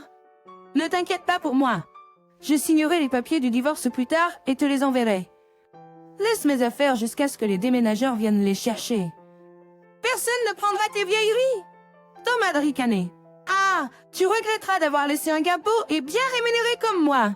Tu ne trouveras pas un autre mari gentil qui te laisserait être femme au foyer avec 3 repas et des siestes. D'accord. Tu as vécu dans le luxe grâce à l'argent de papa. Tu vas galérer maintenant. Pendant que je mettais mes vêtements dans une valise, Tom et Mike ne cessaient de se plaindre. J'enviais à quel point Tom pensait hautement de lui-même. Pendant notre période de fréquentation, cette trop grande confiance en soi semblait rayonnante et confiante. Tu retournes chez ta mère, n'est-ce pas? Dis bonjour à elle qui vit avec sa pension. Vous vivrez tous les deux dans la pauvreté. Et Mike, je parie qu'ils finiront par se retrouver au chômage. La prédiction de Tom a fait rire Mike aux éclats. Tu dégages déjà l'odeur de la pauvreté. Associés à grand-mère, ils formeront le couple ultime. Les récents funérailles étaient si avares, on aurait dit que la pauvreté s'infiltrait. Je pensais la même chose. Qu'on l'appelle un enterrement familial ou un enterrement de pauvres. Je veux un grand événement, Mike. Compris, papa. Mais pour nous, la pauvreté est comme un monde différent, avec papa dans une grande entreprise et moi dans une université prestigieuse. Je bouillonnais de colère face à leur audace, mais j'ai réalisé que c'était inutile de réagir et j'ai laissé tout glisser. De retour à la maison, je me suis confiée à ma mère, qui a baissé la voix. J'ai senti que quelque chose n'allait pas avec Tom et Mike aux funérailles. Mais je ne voulais pas trop m'immiscer dans la famille de ma fille. Et puis, avec la maladie de ton père, je sais que tu ne pouvais pas réagir. Je suis désolée de débarquer comme ça. Ce n'est pas grave. J'ai été seule sans personne avec qui parler. Pourquoi ne restes-tu pas ici? Merci, mais une fois que j'aurai trouvé un emploi stable, j'ai l'intention de déménager dans un appartement. Bien que j'apprécie l'inquiétude de ma mère, vivre ensemble pourrait me rendre trop dépendant. Vivre à proximité et visiter de temps en temps semblait être le bon équilibre. Tom et Mike se moquèrent de moi pour être sans emploi, mais en réalité, je travaillais de chez moi. Tout a commencé avec mon blog de cuisine économique. Recevant de nombreux commentaires positifs, j'ai lancé audacieusement un site web de cuisine qui a rapidement acquis une audience et est devenu populaire en ligne. Ensuite, un éditeur d'une grande maison d'édition m'a approché et maintenant je me prépare lentement à publier un livre de cuisine. Grâce à cela, j'ai été trop occupée pour me morfondre sur le Divox et les jours ont filé. Un jour, mon téléphone a sonné sans arrêt. Interrompant la cuisson des ingrédients, j'ai répondu. « Allô? De quoi s'agit-il concernant la pension alimentaire? » J'ai soupiré, m'attendant à ce sujet. « Toi et Mike m'avez assez insulté, n'est-ce pas? » « Oh, laisse tomber !» Soulagement dans sa voix, Tom a continué brusquement. « Je ne t'ai pas trompé ou quoi que ce soit. » Attends, as-tu enregistré nos insultes verbales? Ta seule mémoire ne suffira pas. J'ai tout noté en détail dans un journal. Essaye de demander une pension alimentaire alors. Les pauvres parlent toujours d'argent. Voyons si tu peux réellement l'obtenir. Tom a crié et a raccroché le téléphone. Après avoir fini de cuisiner, je suis allée voir un détective privé et j'ai demandé une enquête sur le comportement de Tom. Bientôt, son aventure avec une collègue a été découverte. Le lendemain de l'envoi des photos et du rapport d'enquête à son entreprise, Tom m'a rappelé « Tu es tellement bas en exposant cela à mon entreprise !» Mon manager furieux l'a signalé au supérieur et maintenant je suis licenciée. Oh, la femme n'était elle pas sa fille. Tu aurais dû savoir qu'il vaut mieux éviter une liaison, étant donné à quel point ils sont stricts à ce sujet. J'ai ri. Mais tu vas bien, n'est-ce pas? Tu es si avare avec les dépenses de la vie, tu dois avoir beaucoup d'économies. Je parie que toi et Mike menez la grande vie. Mike a emménagé dans un dortoir pour son université ce printemps, car faire la navette était difficile. Mince, avec les frais de dortoir prépayés et l'hypothèque, c'est beaucoup. Mes économies ont été épuisées par cette femme. Elle me trompait avec un homme plus jeune. Ça a l'air difficile, mais ce n'est pas mon affaire. Oh, et à propos de ma pension alimentaire, plus la moitié de la valeur de l'appartement pour le partage des biens, veuillez la transférer sur mon compte une fois la réclamation reçue. Tom râlait au téléphone, mais j'ai raccroché sans me soucier. Quelques jours plus tard, en rentrant des courses en centre-ville, je suis tombée sur Mike. Vêtu de manière voyante, avec plusieurs piercings et des cheveux blonds, il était remarquable de loin. Me voyant, il a levé la main en signe de salutation. « Et j'ai entendu dire que tu es maintenant au bien-être social. J'étais surpris. Tu me confonds avec quelqu'un d'autre. Ne fais pas semblant. » Mike a dit avec un sourire ironique. « Toute vieille et sans emploi comme toi finirait par y arriver. Si tu avais simplement obéi à papa et à moi, tu pourrais encore vivre confortablement. » C'est pathétique. J'ai répliqué. Recevoir de l'aide sociale est un droit des citoyens. Nous pourrions tous en avoir besoin un jour en raison de maladies ou d'accidents. C'est mal de le mépriser. Ouais. Alors, tu le reçois aussi, hein? Ignorant son sourire, Mike m'a pointé du doigt. Écoute, toi et moi c'est fini. Ne viens pas me supplier, je ne te prêterai pas un sou. Souviens-toi de ça. Juste au moment où j'allais répliquer, il m'a tourné le dos et a disparu dans la foule. J'ai baissé la tête et tremblé des épaules, sentant les regards des passants. Je n'ai pas pu m'en empêcher, la situation était trop absurde et je n'ai pas pu réprimer mon rire. Pauvre chose, il ne sait rien. Je suis curieux de voir sa réaction quand il découvrira la vérité. Quelques jours plus tard, en me réveillant, j'ai trouvé un nombre ridicule d'appels manqués de Mike. Appelant à contre-cœur, il a crié furieusement. « Tu m'as trompé. »« De quoi tu parles? »« J'ai entendu de mon cousin. »« Tu as hérité de 3 condos de luxe de grand-père et tu vis confortablement. » Cacher cela pendant le divorce est bas. mais bien personnel. Pourquoi devrais-je te le dire à toi ou à Tom? C'est un bien marital. Tu aurais dû le partager avec papa. Dommage, c'est devenu le mien après la procédure de divorce. Je ne peux donc pas le donner à Tom. Je savais que c'était à moi par le testament de mon père, mais j'ai retardé la procédure pour éviter de partager avec Tom. Mike s'est alors emporté. Tu es riche et tu reçois encore des aides sociales? Je te dénonce aux autorités tout de suite. Fais-toi plaisir. Celui qui la reçoit, c'est Tom cependant. Mike est tombé silencieux. Quoi? Je t'ai dit, ce n'est pas moi. À ce que tu écoutes, je l'ai expliqué comme si je parlais à un enfant. Pour être honnête, même sans l'héritage, je peux bien vivre. J'ai des revenus de mon site de cuisine et des ventes de livres, que j'ai commencé en secret. Mais Tom a dépensé tout son argent dans son aventure et a de nombreuses dettes. Après avoir été licencié, il n'a aucun revenu. Mike, es-tu là? Papa est à l'aide sociale.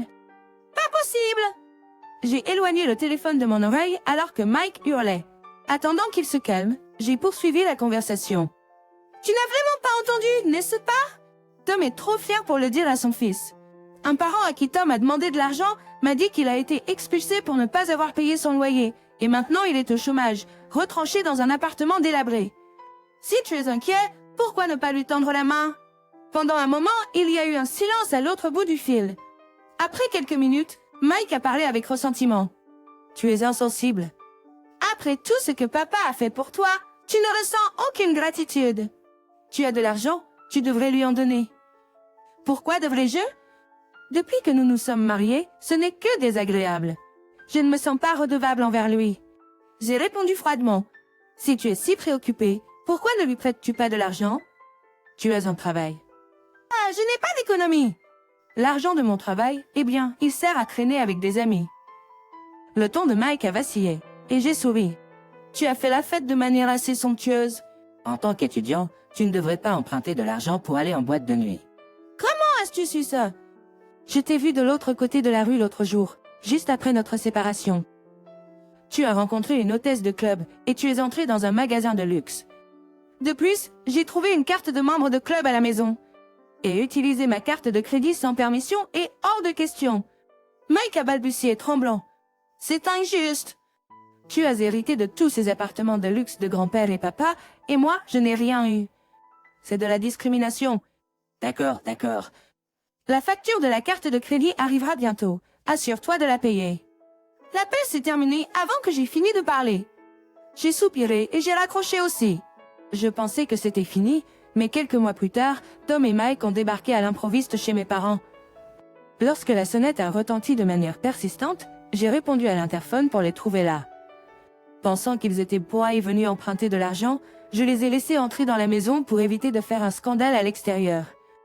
L'apparence de Tom et Mike avait radicalement changé, passant de leur look autrefois élégant à des chemises usées et des pantalons sales.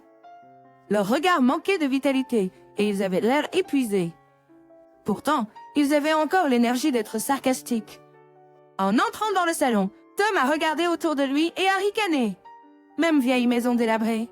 Pourquoi ne pas vendre ces appartements et reconstruire cet endroit? Fais quelque chose de bien pour ta mère qui vit avec une maigre pension? C'est la maison des souvenirs de papa, donc c'est bien comme ça. Plus important encore, quand est-ce que vous allez rembourser l'argent? Vous êtes passé, et est-ce la date limite? Tom a relevé le menton. Il a proposé avec arrogance. Suzanne, je te pardonne maintenant. Alors remariez-vous. Quoi? M'exclamai-je. Tu as commencé un site de cuisine, n'est-ce pas? Si tu peux gérer parfaitement les tâches ménagères, je te laisserai même travailler. Alors reviens. Être assez gentil pour pardonner à une femme qui a abandonné son mari et son enfant, papa est généreux. Alors, maman, pourquoi ne reviens-tu pas vivre avec papa? Cela doit être insécurisant pour deux femmes vivant seules. J'étais sans voix. Puis la rage a surgi en moi. Ne te moque pas de moi. Combien de fois encore dois-tu me ridiculiser avant d'être satisfait? J'ai crié, ma colère éclatant contre Tom et Mike. Après m'avoir traité comme une femme de ménage, m'avoir insulté et ne pas m'avoir donné assez pour les dépenses de la vie, tu veux maintenant me récupérer parce que j'ai hérité des appartements? C'est absurde. Quoi, tu prévois de nous abandonner? Les riches sont vraiment avares. Sachant que nous avons des difficultés financières, mais exigeant toujours un paiement. Tu es sans cœur.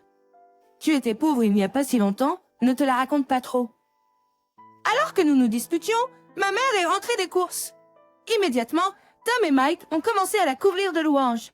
« Prêtez-nous un peu d'argent, s'il vous plaît. Nous le rembourserons probablement. » Et n'est-il pas injuste que seule Suzanne ait hérité de son père? Donnez-moi aussi l'un de ces appartements. Grand-mère, ça fait longtemps? Comment ça va? S'il te plaît, persuade maman de se remarier avec papa. Il ne veut pas divorcer, mais maman est têtue. Surpris par les compliments soudains de Tom et Mike, l'expression de ma mère a changé après avoir entendu leurs paroles. Elle a posé son sac de courses sur le sol du réfrigérateur et a pris une grande respiration. Tellement sans vergogne, tous les deux. Ah! Hey, qu'est-ce que tu veux dire? Apprenez un peu de honte, s'est-elle exclamée bruyamment. Tom et Mike étaient surpris, comprenant naturellement leur confusion, car ma mère parlait habituellement doucement. Elle leur a lancé un regard sévère et leur a dit fermement « J'ai tout entendu sur le divorce de Suzanne. Comment osez-vous vous présenter ici comme ça? Oh, allez! Suzanne exagère. Vous devriez entendre notre version. Ouais, grand-mère. Maman a tendance à mentir beaucoup. Je me souviens très bien de comment vous vous êtes comportés tous les deux aux funérailles de mon mari. » Ma mère a interrompu, continuant sur un ton sévère. « Vous êtes arrivés en retard, n'avez pas salué ni les proches ni moi, et avez bâillé tout au long de la cérémonie. Vous êtes partis avant que le cercueil ne soit emmené. Après vous être comportés ainsi, vous avez le culot de demander son héritage? » Elle a conduit Tom et Mike à l'entrée, leur lançant un regard féroce. « Nous sommes désormais des étrangers. Ne revenez jamais ici. Si vous le faites, j'appellerai la police. » Elle les a poussés dehors, encore en chaussettes, a jeté leurs chaussures à leurs pieds et a immédiatement verrouillé la porte. Tom, qui avait hésité à me payer, a finalement transféré l'argent sur mon compte, conseillé par son avocat qu'un procès coûterait encore plus cher. Cependant, comme il n'avait pas trouvé de travail depuis son licenciement, ses parents ont dû subvenir à ses besoins après avoir entendu sa situation par l'intermédiaire de proches. Ils ont rendu visite à mes parents, s'excusant pour les problèmes causés par Tom. Après avoir renoncé à trouver un nouvel emploi, Tom est retourné dans sa ville natale sous prétexte d'aider à la ferme familiale. Cependant, la raison de son divorce est devenue une information publique dans tout le village, et des enfants aux personnes âgées étaient au courant. Les personnes âgées pointèrent souvent du doigt et riant de lui pendant qu'il aidait dans les champs de ses parents. « Il y a l'avare, oncle Tom, disait-il. Malgré un diplôme d'une université prestigieuse et un emploi dans une grande entreprise, il était considéré comme un bon à rien parce que sa femme l'avait quitté à cause de ses dépenses inconsidérées. Cela avait également été la raison de son précédent divorce. Beaucoup pensaient qu'il ne changerait jamais. Être ridiculisé par les habitants de la ville était exaspérant, alors il décida de se remarier pour leur montrer de quoi il était capable. Il en eut assez des messages persistants et finit par bloquer le contact de Tom. La partenaire de Tom l'avait déjà quitté, car il semblait que la fin de son argent signifiait également la fin de leur relation. Emily, la narratrice, avait retrouvé cette partenaire en utilisant un détective privé et s'était assurée qu'elle payait correctement la pension alimentaire. Quant à Mike, elle l'avait contraint à rembourser l'argent qu'il avait dépensé imprudemment avec sa carte de crédit. Malgré son inscription dans une université prestigieuse et sur la voie de suivre les traces de son père en tant qu'élite, les absences répétées de Mike pour traîner avec des amis et des petites amies l'ont conduit à abandonner trop de crédits et à être renvoyé. Ses proches étaient inquiets. Quand j'étais inquiet, mais les commentaires arrogants de Mike par pure bravade ont poussé tout le monde à lui tourner le dos. Cela a finalement conduit à une énorme dispute avec Tom, qui avait dit « Tu es mon fils et tu ne m'aides même pas à rembourser mes dettes. » Maintenant, ils sont apparemment brouillés. Mike vit seul dans un petit appartement, gagnant sa vie avec des emplois à temps partiel. Incapable d'acheter librement des choses et devant réduire les dépenses malgré un revenu, il est soumis au sarcasme quotidien. Cependant, Emily a tourné la page sur ce drame passé et se sent rafraîchie. Son site de cuisine se porte bien et elle s'apprête à publier un livre. Elle a même déménagé au dernier étage d'un condo de grande hauteur qui fait partie de l'héritage de son père. Sa mère est toujours en bonne santé, mais à 73 ans, Emily veut être proche de sa maison d'enfance au cas où quelque chose arriverait. Elle prévoit un voyage surprise au spa pour son prochain anniversaire. Malgré son mariage raté, Emily veut entretenir de bonnes relations avec sa mère. Elle se présente comme une employée de bureau ordinaire de 26 ans, avec un physique, une intelligence et une personnalité moyenne, mais avec une forte volonté. C'est ainsi qu'elle s'est présentée au rendez-vous de groupe organisé par des femmes du service voisin, avec des hommes d'une entreprise légèrement plus grande. À l'origine prévue pour être 4 contre 4, Emily a été invitée pour équilibrer les effectifs quand quelqu'un a annulé. Elle n'est peut-être pas éblouissante, mais elle n'est pas assez laide pour gâcher l'ambiance non plus. Elle est juste assez douée pour lire la situation lors d'un rendez-vous de groupe. Actuellement célibataire, Emily ne s'attendait pas à trouver quelqu'un de spécial lors de cet événement. Le lieu était un restaurant italien décontracté, alors elle est venue avec son appétit comme priorité. Dès le début du rendez-vous, il était clair que les 3 autres femmes étaient là aussi pour la nourriture. 3 femmes ciblèrent 2 hommes qui étaient grands et ressemblèrent quelque peu à des stars de la pop coréenne. Les 2 autres hommes étaient un type quelconque avec des lunettes et un grand costaud. L'homme costaud assis devant moi se présenta comme Ryan. Je pouvais dire cela de ses pectoraux et biceps bien développés, même sous sa chemise et sa barbe épaisse. Il était totalement mon genre. Tu vois? J'ai toujours aimé les hommes forts et musclés, pas les types élancés et beaux, comme les joueurs de rugby, par exemple. Parfait. Il n'a pas besoin de monter sur un cheval blanc. En fait, je préférerais un homme qui pourrait porter le cheval lui-même. C'est aussi pourquoi je suis souvent invitée à ces rendez-vous. Mes goûts se chevauchent rarement avec ceux des autres femmes. Wow, des muscles impressionnants! Tu pratiques un sport? J'ai commencé la conversation. Je jouais au rugby à l'université. Maintenant, c'est surtout des séances à la salle de sport. Bingo! Je pensais en moi-même. Ryan, comme moi, s'est joint au rendez-vous en se concentrant davantage sur la nourriture. Il n'a pas activement participé à la conversation avec les femmes et a simplement apprécié le délicieux repas. J'admirais sa façon de manger. Tu es Emily, n'est-ce pas? Ryan s'est joint à la conversation. Tu pratiques un sport? Tu peux le dire? Moi aussi, je fais de la musculation. Ah, je le pensais. Tu es en super forme, a dit Ryan avec un rire franc. Son rire et sa voix étaient exactement mon type. Nous avons bien accroché, parlant de sport, de nos salles de sport et de nos muscles. Les autres participants semblaient un peu surpris, mais cela ne nous a pas dérangés. Ryan et moi avons échangé nos numéros et convenu de faire du sport ensemble un jour. Il semble que le seul couple qui s'est formé lors de la rencontre ce jour-là était Ryan et moi. Ryan est un an plus âgé que moi, il a 27 ans. Il est assez grand et musclé, mesurant 1,85 m et pesant 90 kg, tandis que je mesure 1,65 m et pèse 57 kg. Beaucoup d'hommes grands préfèrent les femmes petites et délicates, mais Ryan n'était pas comme ça. Il semblait vraiment heureux que nous partagions une passion pour le sport. Ainsi, Ryan et moi, qui nous sommes rencontrés dans de telles circonstances, non seulement avons fait des sorties sportives, mais nous sommes aussi allés au cinéma et avons partagé des repas, comme n'importe quel autre couple. Nous en sommes arrivés au point où nous parlions de choses comme « Tu sais, quand je me marierai, je veux avoir un appareil de sport dans le salon » et je répondais « Alors, nous devrons louer un endroit avec un salon spacieux. » Quand j'ai présenté Ryan à ma famille, ils l'ont tout de suite apprécié. Son charme et sa prévenance donnaient l'impression que notre mariage était imminent. La semaine prochaine, je rends visite à la famille de Ryan. Il a perdu sa mère jeune et a été élevé par sa sœur. Élevé par sa sœur qui a 7 ans de plus que lui. Je la considérais comme une belle-sœur potentiellement exigeante, mais moins intimidante qu'une belle-mère. Quand je suis arrivée, un peu nerveuse, j'ai été accueillie par la magnifiquement belle sœur de Ryan, Leila.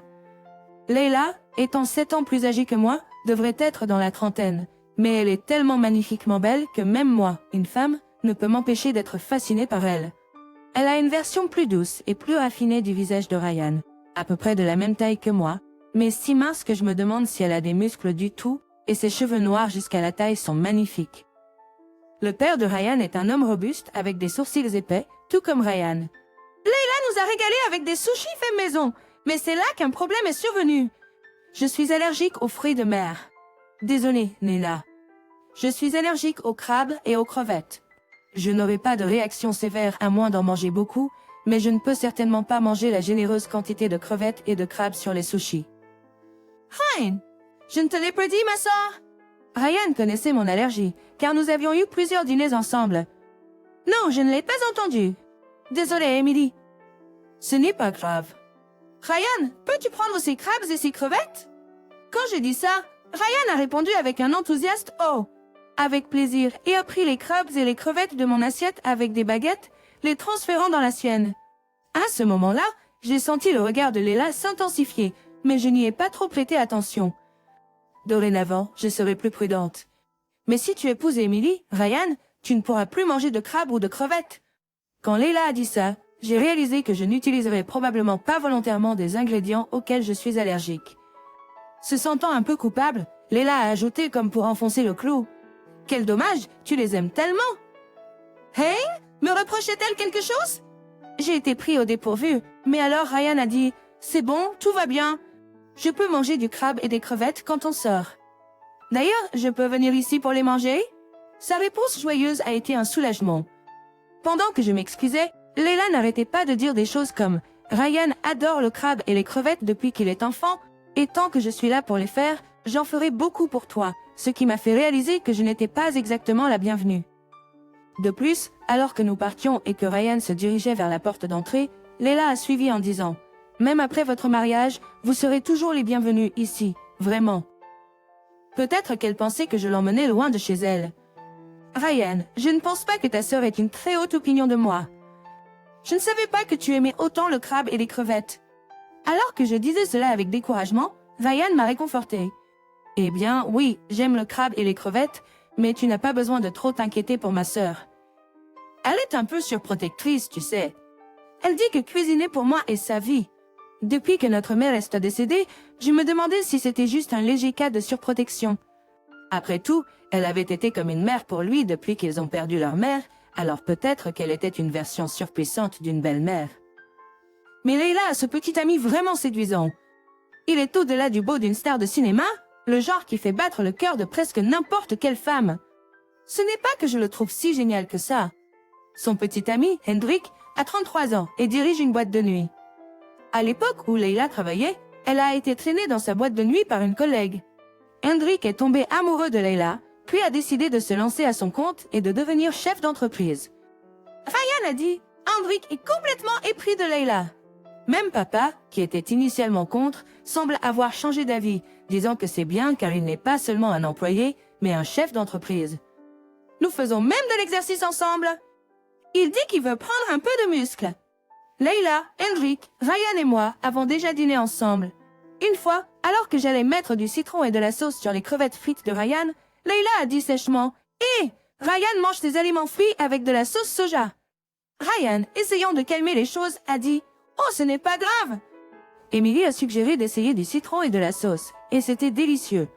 Je peux utiliser de la sauce soja ou de la sauce tartare, mais ces derniers temps, je préfère le citron et la sauce.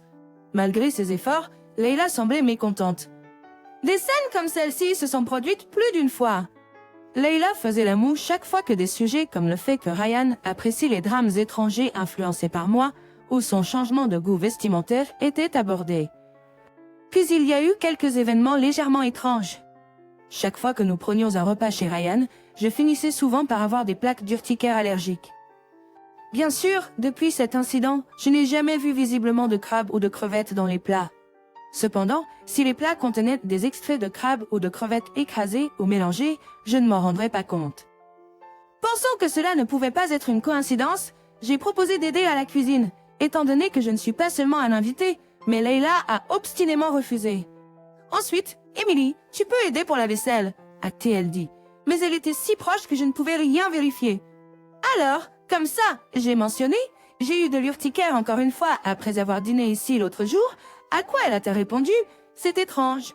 Je n'ai pas utilisé de crabe ou de crevettes. Emily, as-tu d'autres allergies? Son ton donnait presque l'impression que c'était de ma faute. De plus, elle a dit, avec autant d'allergies, ce sera difficile de cuisiner pour Ryan si vous vivez ensemble.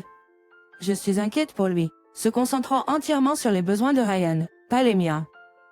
Pour information, je n'ai pas d'autres allergies. J'ai fait des tests. Même lorsque je lui ai dit cela, Leila ne voulait pas me croire. J'ai alors réalisé que ce n'était pas juste un léger cas de surprotection, mais plutôt un ressentiment profond à mon égard. Ce n'était pas que je n'étais pas adaptée ou appréciée, c'était juste que Leila ne voulait pas que Ryan s'éloigne d'elle. Mais Leila a 35 ans. Elle ne peut pas rester surprotectrice pour toujours. Heureusement, elle a Hendrik, qui est fou amoureux d'elle. Peut-être qu'il pourrait aider à arranger les choses. Hé, Leila et Hendrik ne vont-ils pas se marier? Je pensais qu'ils seraient les premiers, alors j'ai demandé à Ryan. Tu penserais ça, n'est-ce pas? Je l'ai dit plusieurs fois, mais elle prétend qu'elle ne peut pas y penser tant que je ne suis pas mariée et installée. A-t-il répondu. Ryan a dit ça, mais on aurait dit que c'était Leila elle-même qui entravait leur mariage. Puis, un incident s'est produit. Nous dînions dehors, tous les quatre, invités par Leila et Hendrik.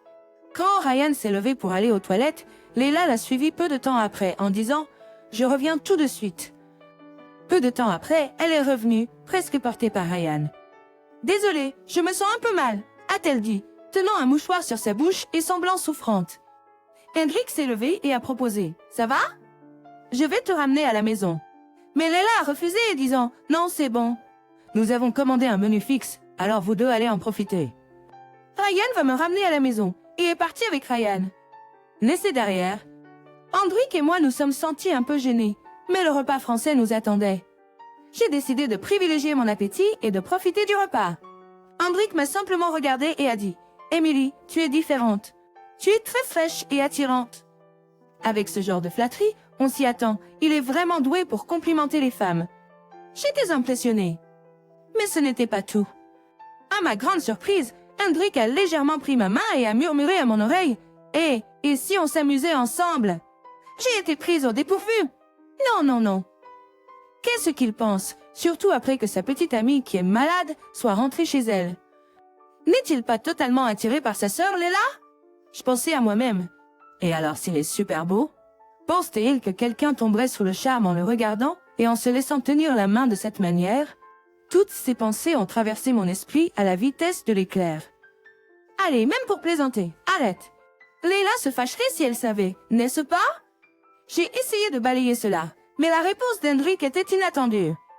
Il m'a souri significativement et a dit « Elle ne se fâchera pas. » Je n'ai aucun intérêt pour les beaux hommes. Juste pour que tu saches, j'ai clairement exprimé mon refus. Hendrik a alors dit « Je vois. » C'est intéressant, Emily. Et Harry, n'ayant pas l'air du tout offensé. J'ai rejeté l'offre d'Hendrik de me ramener chez moi et je me suis rapidement dirigée vers la gare pour appeler Ryan. Je voulais vraiment voir Ryan. Qu'est-ce qui se passe? Pourquoi m'appeler ici? J'ai appelé Ryan dans une salle de karaoké près de la gare. C'était le seul endroit où je pouvais penser où nous pourrions être seuls. Désolée. Oh, comment va Leila? Pour être honnête, je n'étais pas vraiment inquiète. Elle a repris du poil de la bête dès qu'elle est rentrée chez elle. Telle une grande dramaturge. Nous avons raté ce rare repas français. Tandis que Ryan soupirait, j'ai lâché une bombe. Hendrik m'a invité après ton départ. Le visage de Ryan est devenu sérieux lorsqu'il a dit « Quoi? Pourquoi? » Mais Hendrik est tellement attiré par Leila. D'accord. Alors je lui ai dit que Leila se fâcherait, mais il a dit qu'elle ne le ferait pas. Qu'est-ce que ça veut dire? Pas question. Mais ensuite, Ryan murmura, essayant de se rappeler quelque chose. Ce qu'il m'a dit ensuite était incroyable. Il a fréquenté plusieurs femmes, mais elles l'ont toutes quitté après avoir rencontré Leila.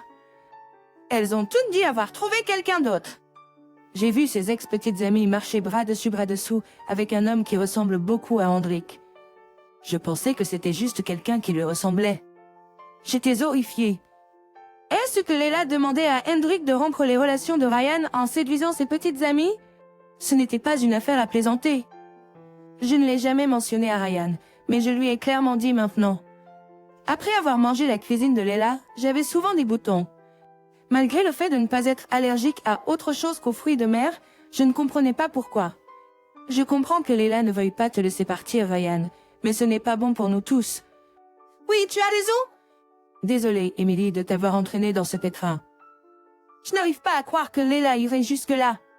Ryan semblait vraiment secoué, mais mon avenir était aussi en jeu. Si tu choisis Leila, je ne te verrai plus, ai-je dit fermement. Ryan a aussi parlé avec détermination. Il m'a choisi, Emily. Affrontons Leila ensemble. Si je quitte cette maison, elle ne pourra plus rien faire. Et il a ajouté, avec émotion, « Je suis juste content que tu ne sois pas attiré par les beaux hommes. » Je pensais que c'était de ma faute si je me faisais toujours larguer. Je l'ai plaint, mais je n'ai pas pu m'empêcher de sourire un peu. Cela a renforcé notre lien, et nous avons commencé à planifier le mariage.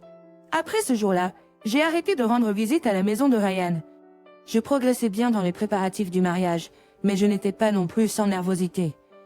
Juste une rapide recherche en ligne et vous trouverez des tonnes d'histoires d'horreur sur des choses qui tournent mal lors des mariages et des réceptions. C'est peu probable, mais mieux vaut prévenir que guérir. J'ai demandé à la planificatrice, est-ce que des problèmes surviennent souvent le jour du mariage? Elle a rapidement perçu mon anxiété et a demandé, y a-t-il quelque chose qui vous inquiète? Ainsi, j'ai pu me confier et discuter de mes préoccupations. Enfin, le jour du mariage est arrivé.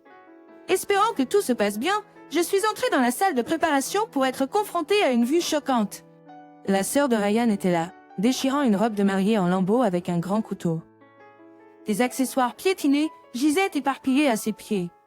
Je m'attendais à une certaine interférence, comme renverser de l'eau ou du café sur la robe. Mais la couper avec un couteau? Je ne m'y attendais pas. Tout est ruiné maintenant, dit-elle avec un sourire sur son beau visage. Mais tu sais que tout est loué, n'est-ce pas? Bien sûr que oui. À moins d'être incroyablement riche, on ne fait pas faire des robes de mariée sur mesure.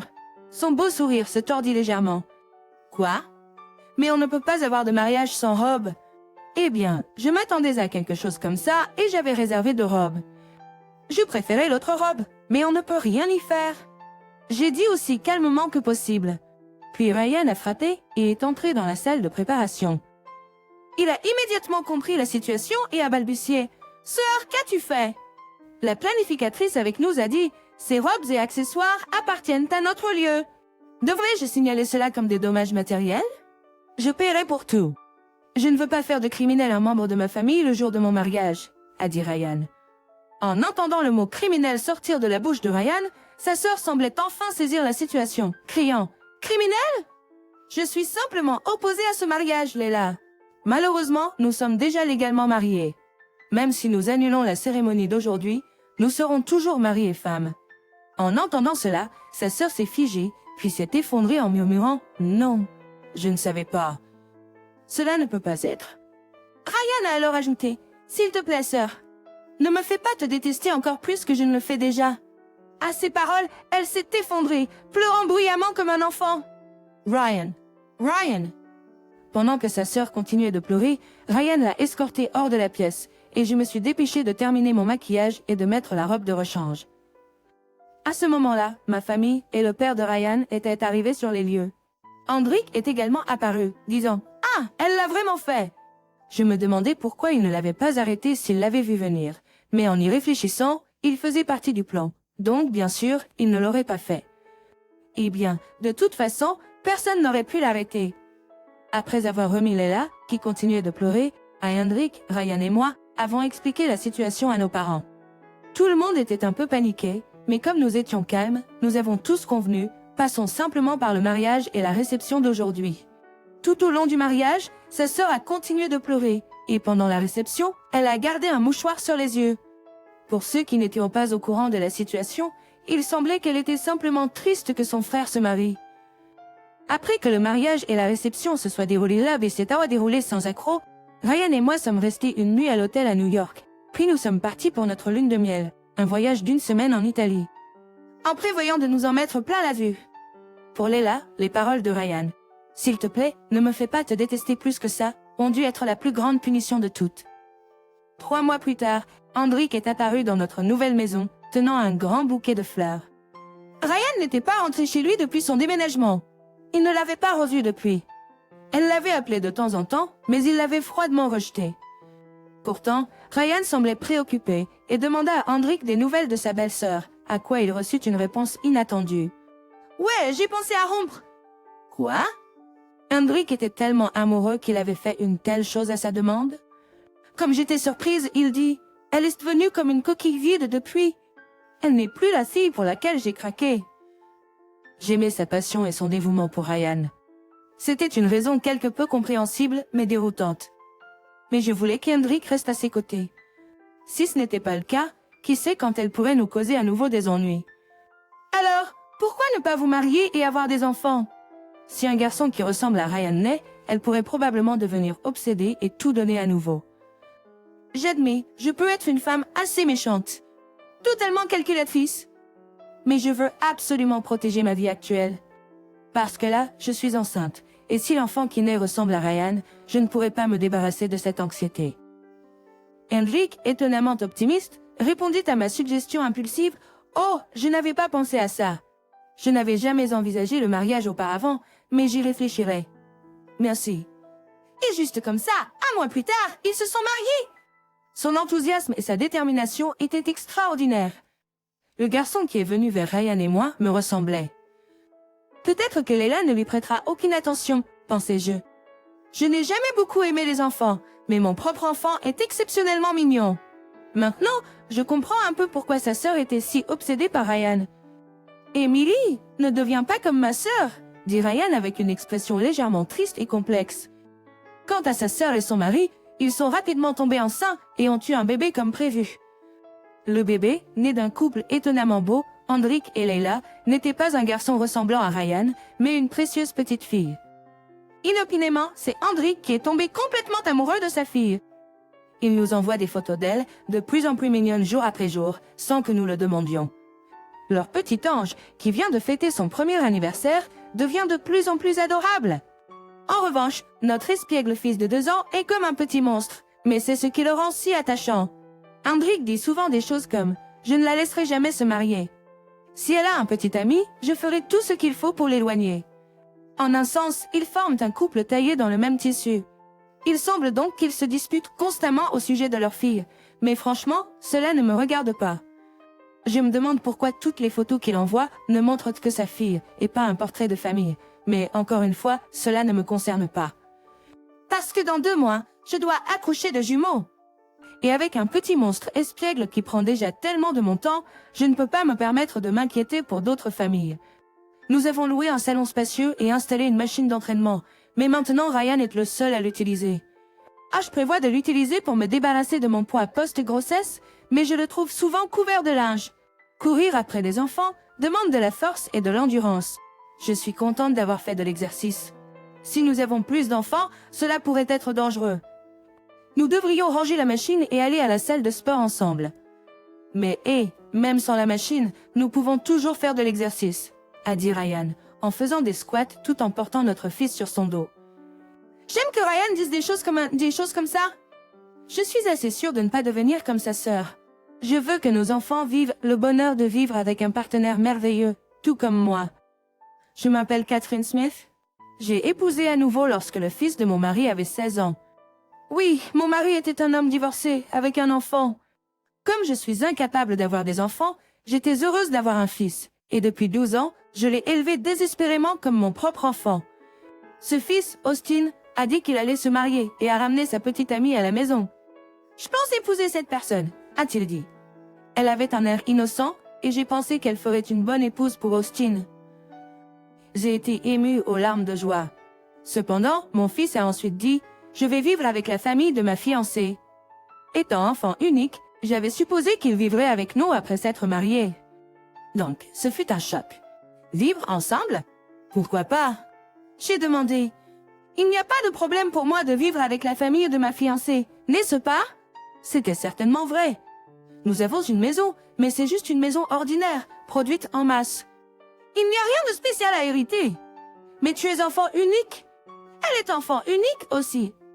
Et bien que notre famille n'ait rien à hériter, sa famille a un lignage distingué. Il est plus logique pour moi de vivre avec eux. Oui, notre famille dirige une confiserie traditionnelle depuis des générations. Mon père est le président de l'entreprise. Je vois. Dans ce cas, il est compréhensible que tu vives avec eux. Et papa, tu es cette personne, Austin a dit en me désignant. Entendant cela, la fiancée de mon fils ne s'est pas fâchée, ni n'a dit quelque chose comme « Quelle chose à dire à tes propres parents ?» Au lieu de cela, elle a juste ri moqueusement. Ce n'est pas grave, cette personne est juste une belle-mère. Belle-mère? J'ai demandé perplexe. Oui, la deuxième femme de mon père. Vraiment? Un deuxième mariage? C'est problématique. Problématique? Ouais. As-tu perdu ta femme? Non, nous avons divorcé. C'est encore pire. Mes parents sont très conservateurs et n'acceptent pas le divorce. Ils pensent que se remarier indique une personne immorale. S'ils l'apprennent, ils pourraient ne pas approuver notre mariage. Eh bien, c'est la vérité. Alors, disons simplement que ta femme est décédée. Tu plaisantes? Tu as élevé Austin seul après le décès de ta femme. Mes parents respecteraient cela, et serait encore plus impressionné par la manière dont tu as élevé Austin. Mais que faire de cette personne? Le remariage est également mal vu. Mes parents croient en un seul mariage pour la vie. S'ils apprennent qu'il y a eu un second mariage, ils n'approuveront pas notre union. Eh bien, alors elle n'a pas besoin de venir à la réunion de famille. Quoi? Ah, je vois. Eh bien, nous devons faire des compromis. Après tout, sa famille est bien établie et prestigieuse. Nous ne pouvons pas argumenter contre cela. C'est tellement triste. Mon mari était aux anges, en sachant que la fiancée de mon fils Austin venait d'une famille prestigieuse. Il a suggéré qu'il serait préférable que je, en tant que sa belle-mère, n'assiste pas au mariage. Alors, je suppose que tu n'assisteras certainement pas au mariage. Exactement. Je ne voudrais pas que les fiançailles soient annulées à cause de toi. J'attendais avec impatience le mariage de mon fils après l'avoir élevé toutes ces années. C'est inévitable, c'est pour le bien de notre fils. Tu pourras juste regarder les photos plus tard. Comment est-ce que tu peux? Que ferons-nous après le mariage quand nous nous verrons? Dis simplement que tu es notre gouvernante. Exactement. Ce n'est pas comme si j'avais besoin de toi autour. De plus, nous éviterons les conflits belle-mère et belle-fille. Je ne ferai pas une telle chose. On ne sait jamais. Peut-être devrions-nous juste divorcer, tu sais. Divorcer? Oui. Si nous sommes divorcés, le mensonge devient la vérité. Nous avions besoin de toi pour le nettoyage et la cuisine jusqu'à présent, mais avec May autour, nous n'avons plus besoin de toi. Eh bien, tu pourrais vivre avec eux, mais moi? Je serai seule dans cette maison. Eh bien, peut-être devrions-nous vraiment en faire la gouvernante? Je ne veux pas qu'elle agisse comme un parent. C'est vrai! Comment peux-tu dire de telles choses? J'ai tout enduré pendant 12 ans, parce que je le considérais comme mon propre enfant. Mais du point de vue de mon fils, j'étais juste quelqu'un pour nettoyer et cuisiner. Quel était le sens de mes 12 ans? Était-ce juste de l'auto-indulgence? Alors c'est réglé. La belle-mère ne viendra pas à la réunion de famille. Nous dirons que tu as élevé Austin seul après le décès de ta femme. Ça marche, non? Oui, bien sûr. Nous avons découvert la vérité avant la réunion de famille. Sinon, le mariage aurait pu être annulé à cause de la belle-mère. Je ne veux vraiment pas d'une belle-mère agissant comme une belle-mère. Comment les gens peuvent-ils être comme ça? On ne peut pas y faire grand-chose. Si tu étais vraiment une mère, tu comprendrais. C'est pour le bonheur de notre fils. Si tu ne peux pas endurer cela, tu n'es pas apte à être parent. Yes, Chansey. Est-ce comme ça que ça se passe? J'avais l'impression que tout le monde était contre moi. Qu'étais-je toutes ces années? 12 ans.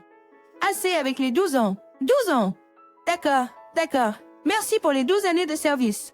Le faux n'est plus nécessaire, alors ne viens pas à la réunion de famille. Bien sûr. Si tu viens et que les fiançailles sont rompues, je t'en voudrais pour le reste de ma vie. Quoi? Rejeté par tout le monde, j'ai été laissé sans voix par le choc. Le jour de la réunion de famille, c'était un dîner dans un restaurant chic. On m'a dit de ne pas participer. J'ai regardé les événements de loin. Alors, votre femme est décédée tôt et vous avez élevé votre enfant seul.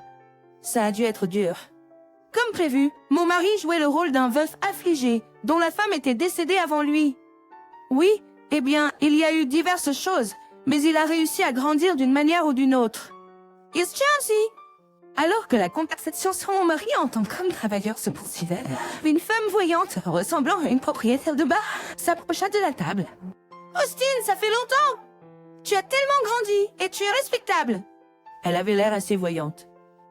Alors qu'elle apparaissait soudainement, la famille de May fut déconcertée, tandis que mon mari et mon fils, la reconnaissant comme leur ex-femme et vraie mère, restèrent silencieux. Qui pourriez-vous être?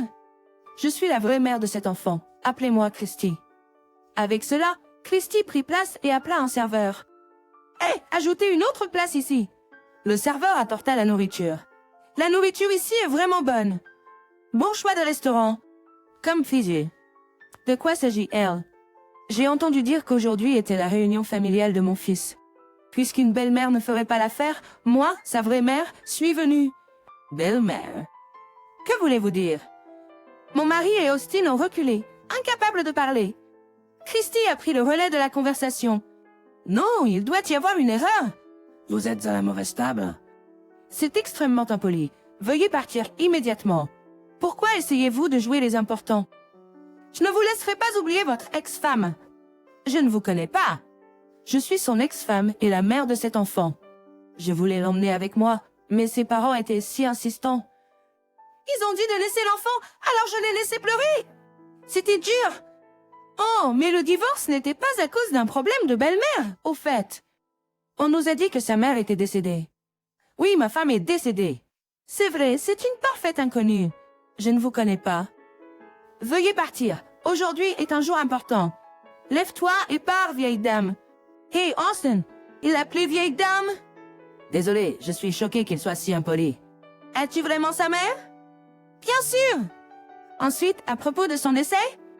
Tout est faux, que de l'apparence. Ils ont probablement pensé que ça sonnait mieux que d'admettre un divorce. Que c'est ridicule. C'est le genre de choses ridicules qu'ils feraient. Au fait, as-tu guéri de ton addiction au jeu? Christy s'est tournée vers mon mari et a demandé. En fait, il avait une grave addiction au jeu. Je ne le savais pas avant notre mariage. Mais depuis que nous étions mariés et avions un enfant, ce n'était pas facile de partir. Je suis restée, même si la vie était difficile et que la plupart de ses gains allaient au jeu. J'ai continué parce que mon fils m'appelait maman. Tu avais vraiment une terrible addiction au jeu. Même quand nous étions mariés, nous ne pouvions pas manger à cause de ton jeu. Je pensais qu'on allait mourir de faim. Est-ce que ça s'est amélioré après avoir épousé ta femme actuelle? Ou est-ce que ça continue? Ne parle pas de ça ici.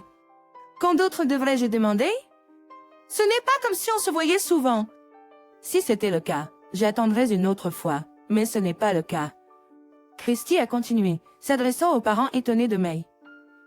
La raison de notre divorce était son addiction au jeu. Il avait une terrible addiction. Je l'ai épousé sans le savoir. C'était comme se marier juste pour lutter. Mes parents n'ont cessé de me dire de le quitter, mais nous avions un enfant, donc ce n'était pas si simple. J'ai essayé fort, mais nous ne pouvions même pas manger. Finalement, nous avons divorcé quand l'enfant était petit. La dépendance au jeu est-elle héréditaire, n'est-ce pas? Oui, il y a une théorie selon laquelle c'est héréditaire. S'il y a un joueur dans la famille, 19% développeront une dépendance au jeu, contre 5% sinon. Donc, peut-être que le fils le développera aussi.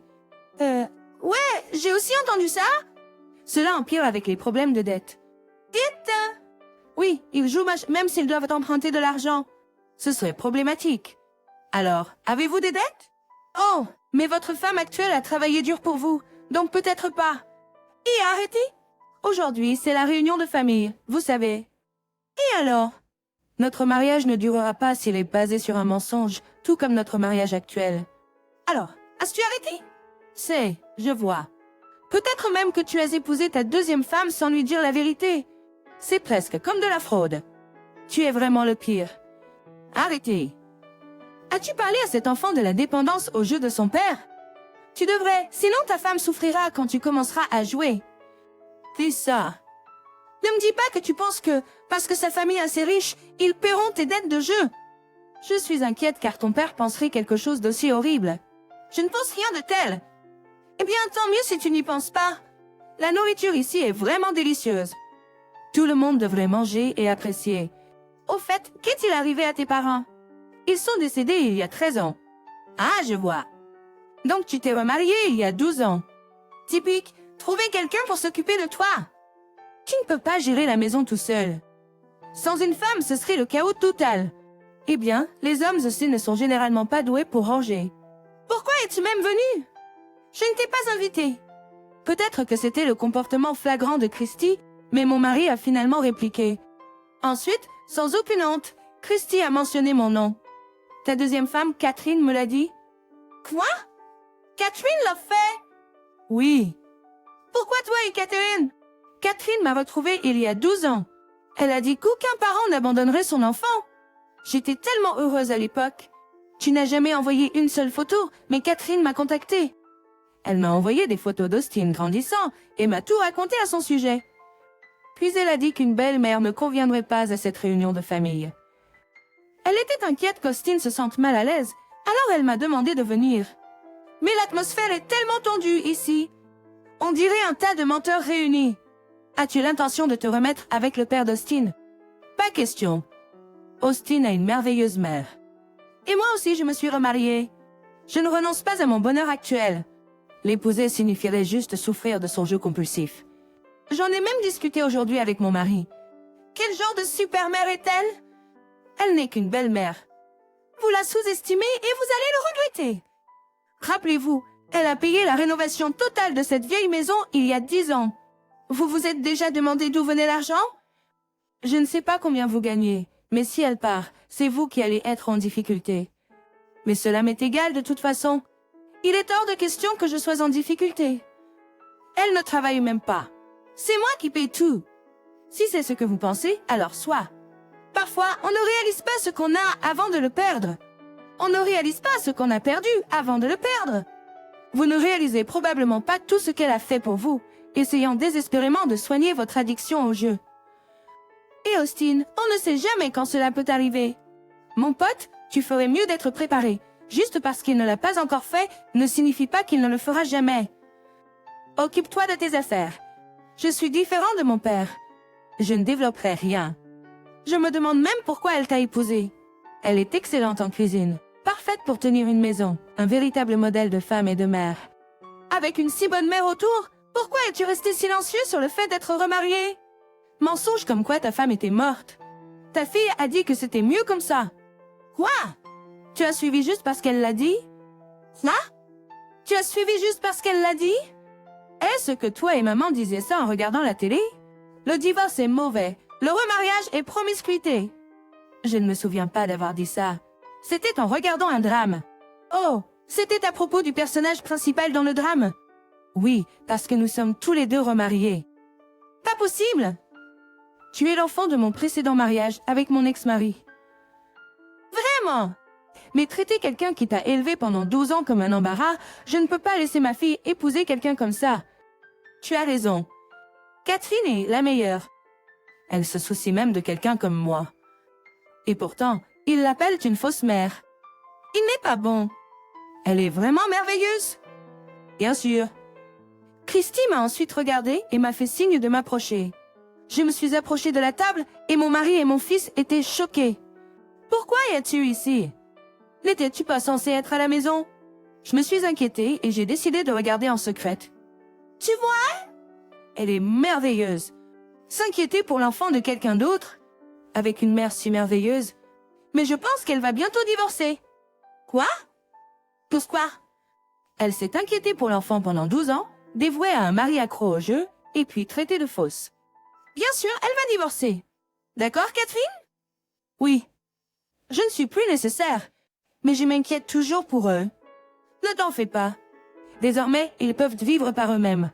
Ils ne te considéraient que comme une femme de ménage, donc tu n'as pas besoin de t'inquiéter. Tu devrais vivre ta propre vie. D'accord. Ça ne me dérange pas que tu partes, mais je ne te paierai aucune pension alimentaire. Pension alimentaire? Pour qui te prends-tu? Je ne m'attendais jamais à ce que tu payes. D'ailleurs, maintenant je peux soutenir et même aider Catherine. Que veux-tu dire? À l'époque, nous étions très pauvres, mais maintenant je me suis remariée.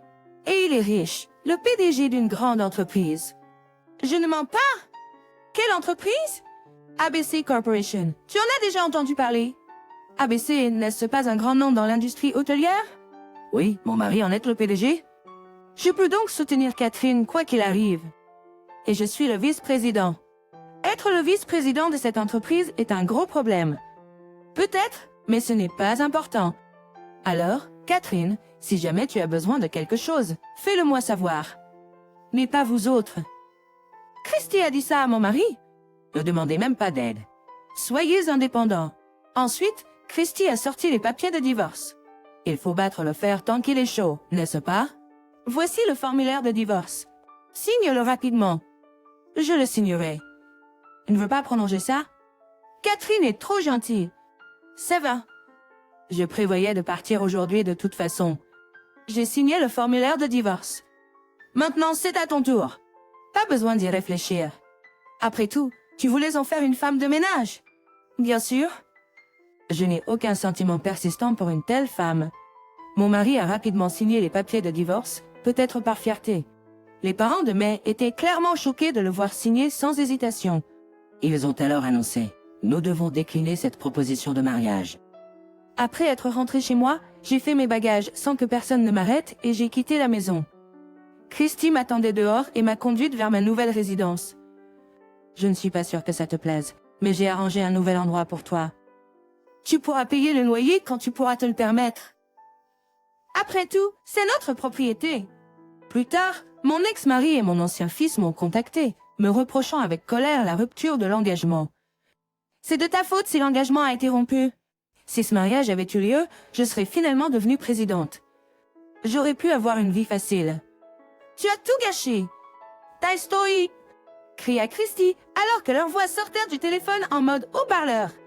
Tu crois avoir le droit de rigoler comme ça?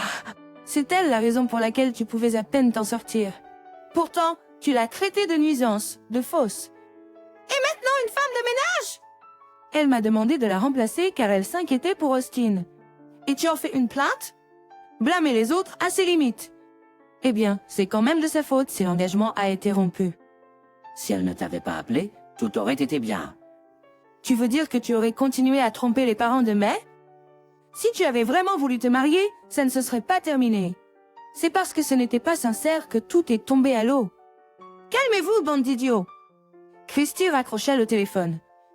J'étais d'accord avec Christy et je n'aurais pas pu le dire moi-même. Sans elle, je suis reconnaissante pour son soutien. J'ai terminé la journée sur une note positive. Cependant, un mois plus tard, ils m'ont contacté à nouveau. Christy est là? Non, elle n'est pas là. Eh bien, il y avait un ton soulagé dans la voix de mon ex-mari. La totalité des frais de rénovation n'a pas été payée. Vraiment? Alors payez-le simplement. Je ne suis plus impliquée. Alors s'il vous plaît, ne me contactez pas à ce sujet. Puis-je me le permettre avec mon salaire? Si vous arrêtez de jouer, peut-être. C'est impossible. Vous le savez aussi bien que moi. Oui, mais ce n'est plus mon problème. Comment faisiez-vous avant? Je le complétais avec mes revenus. En fait, j'ai payé pour la rénovation et les dépenses de subsistance. Comment est-ce possible? Tu ne travaillais pas. Tu ne le savais tout simplement pas, mais moi aussi je travaillais. Que faisiez-vous? Je fabriquais des objets artisanaux. Tous vos revenus sont allés au jeu. Donc, sans vous, je ne peux pas gérer? Vous le pourriez si vous arrêtiez de jouer. Je ne peux pas m'arrêter, comme je vous l'ai dit. Donc, vous n'avez pas l'intention de surmonter votre addiction au jeu? Je veux le faire, mais c'est impossible. Je ne peux pas passer une journée sans. Compte tenu de son insistance répétée que c'est impossible, et malgré ses affirmations selon lesquelles il veut changer, il semblait clair qu'il n'avait pas réellement l'intention de le faire. Vous devez faire de votre mieux. De toute façon, ce n'est plus mon problème. Combien de dettes reste-t-elle? Eh bien, elle sera remboursée dans environ 17 ans. Dina? C'est impossible, s'il vous plaît, aidez-moi. Je n'ai pas ce genre d'argent. S'il te plaît, envoie-moi un peu. Je suis maintenant une étrangère, et n'étais-je pas juste une fausse mère pour ton fils? Je ne peux pas t'aider. Tu dois te débrouiller tout seul. S'il te plaît, je t'en supplie. Je ne peux même pas me permettre de manger. Mon ex-mari suppliait, essayant de m'extorquer de l'argent. Mais après cet appel téléphonique, Christy et moi avons convenu que la fermeté était la meilleure façon de l'aider. Si je le dorlotais, il ne changerait jamais. J'ai fermement coupé court aux supplications de mon ex-mari et j'ai mis fin à l'appel. 6 mois plus tard, j'ai appris que mon ex-mari, qui avait réussi d'une manière ou d'une autre à maintenir son train de vie, n'avait finalement pas pu arrêter de jouer et avait dû abandonner la maison. Austin, voyant son père si absorbé par le jeu, a lui-même développé une dépendance au jeu. Tous les deux sont devenus profondément accros au jeu, fréquentant souvent les casinos, apparemment pour augmenter leurs dépenses de subsistance. Cela n'a fait qu'aggraver la dépendance au jeu de mon ex-mari, et il a finalement quitté son emploi. Par conséquent, il ne pouvait même pas se permettre les dépenses de subsistance de base. Malgré le fait de vivre dans un appartement bon marché, leur incapacité à payer le loyer en raison du jeu les a conduits à devenir sans-abri en recourant aux hôtels. Bientôt, ils ne pouvaient même pas se permettre les frais d'hôtel. Incapables de payer les frais d'hôtel, ils ont fini par emprunter de l'argent à des usuriers pour continuer à jouer et à poursuivre le rêve d'un gros gain. Cependant, à mesure que leurs dettes devenaient incontrôlables, ils ont essayé de me contacter à nouveau. Prévoyant cela, j'avais changé mon numéro de téléphone pour qu'ils ne puissent pas me joindre. Dans leur désespoir, ils ont contacté Christy, mais ils n'avaient aucune chance d'obtenir de l'argent d'elle. Avec l'arrivée de la saison froide, on les a retrouvés blottis dans un coin d'un parc, incapables de payer même les frais d'hôtel. Pendant ce temps, j'ai continué à travailler sur ma passion pour l'artisanat fait main. Grâce à ma persévérance et au soutien de Christy, j'ai pu payer mon loyer et ouvrir finalement ma propre boutique. Mes créations ont commencé à attirer plus de clients et ma boutique est devenue très prospère. Maintenant, chaque jour, je crée des produits remplis de rêves pour mes nombreux clients.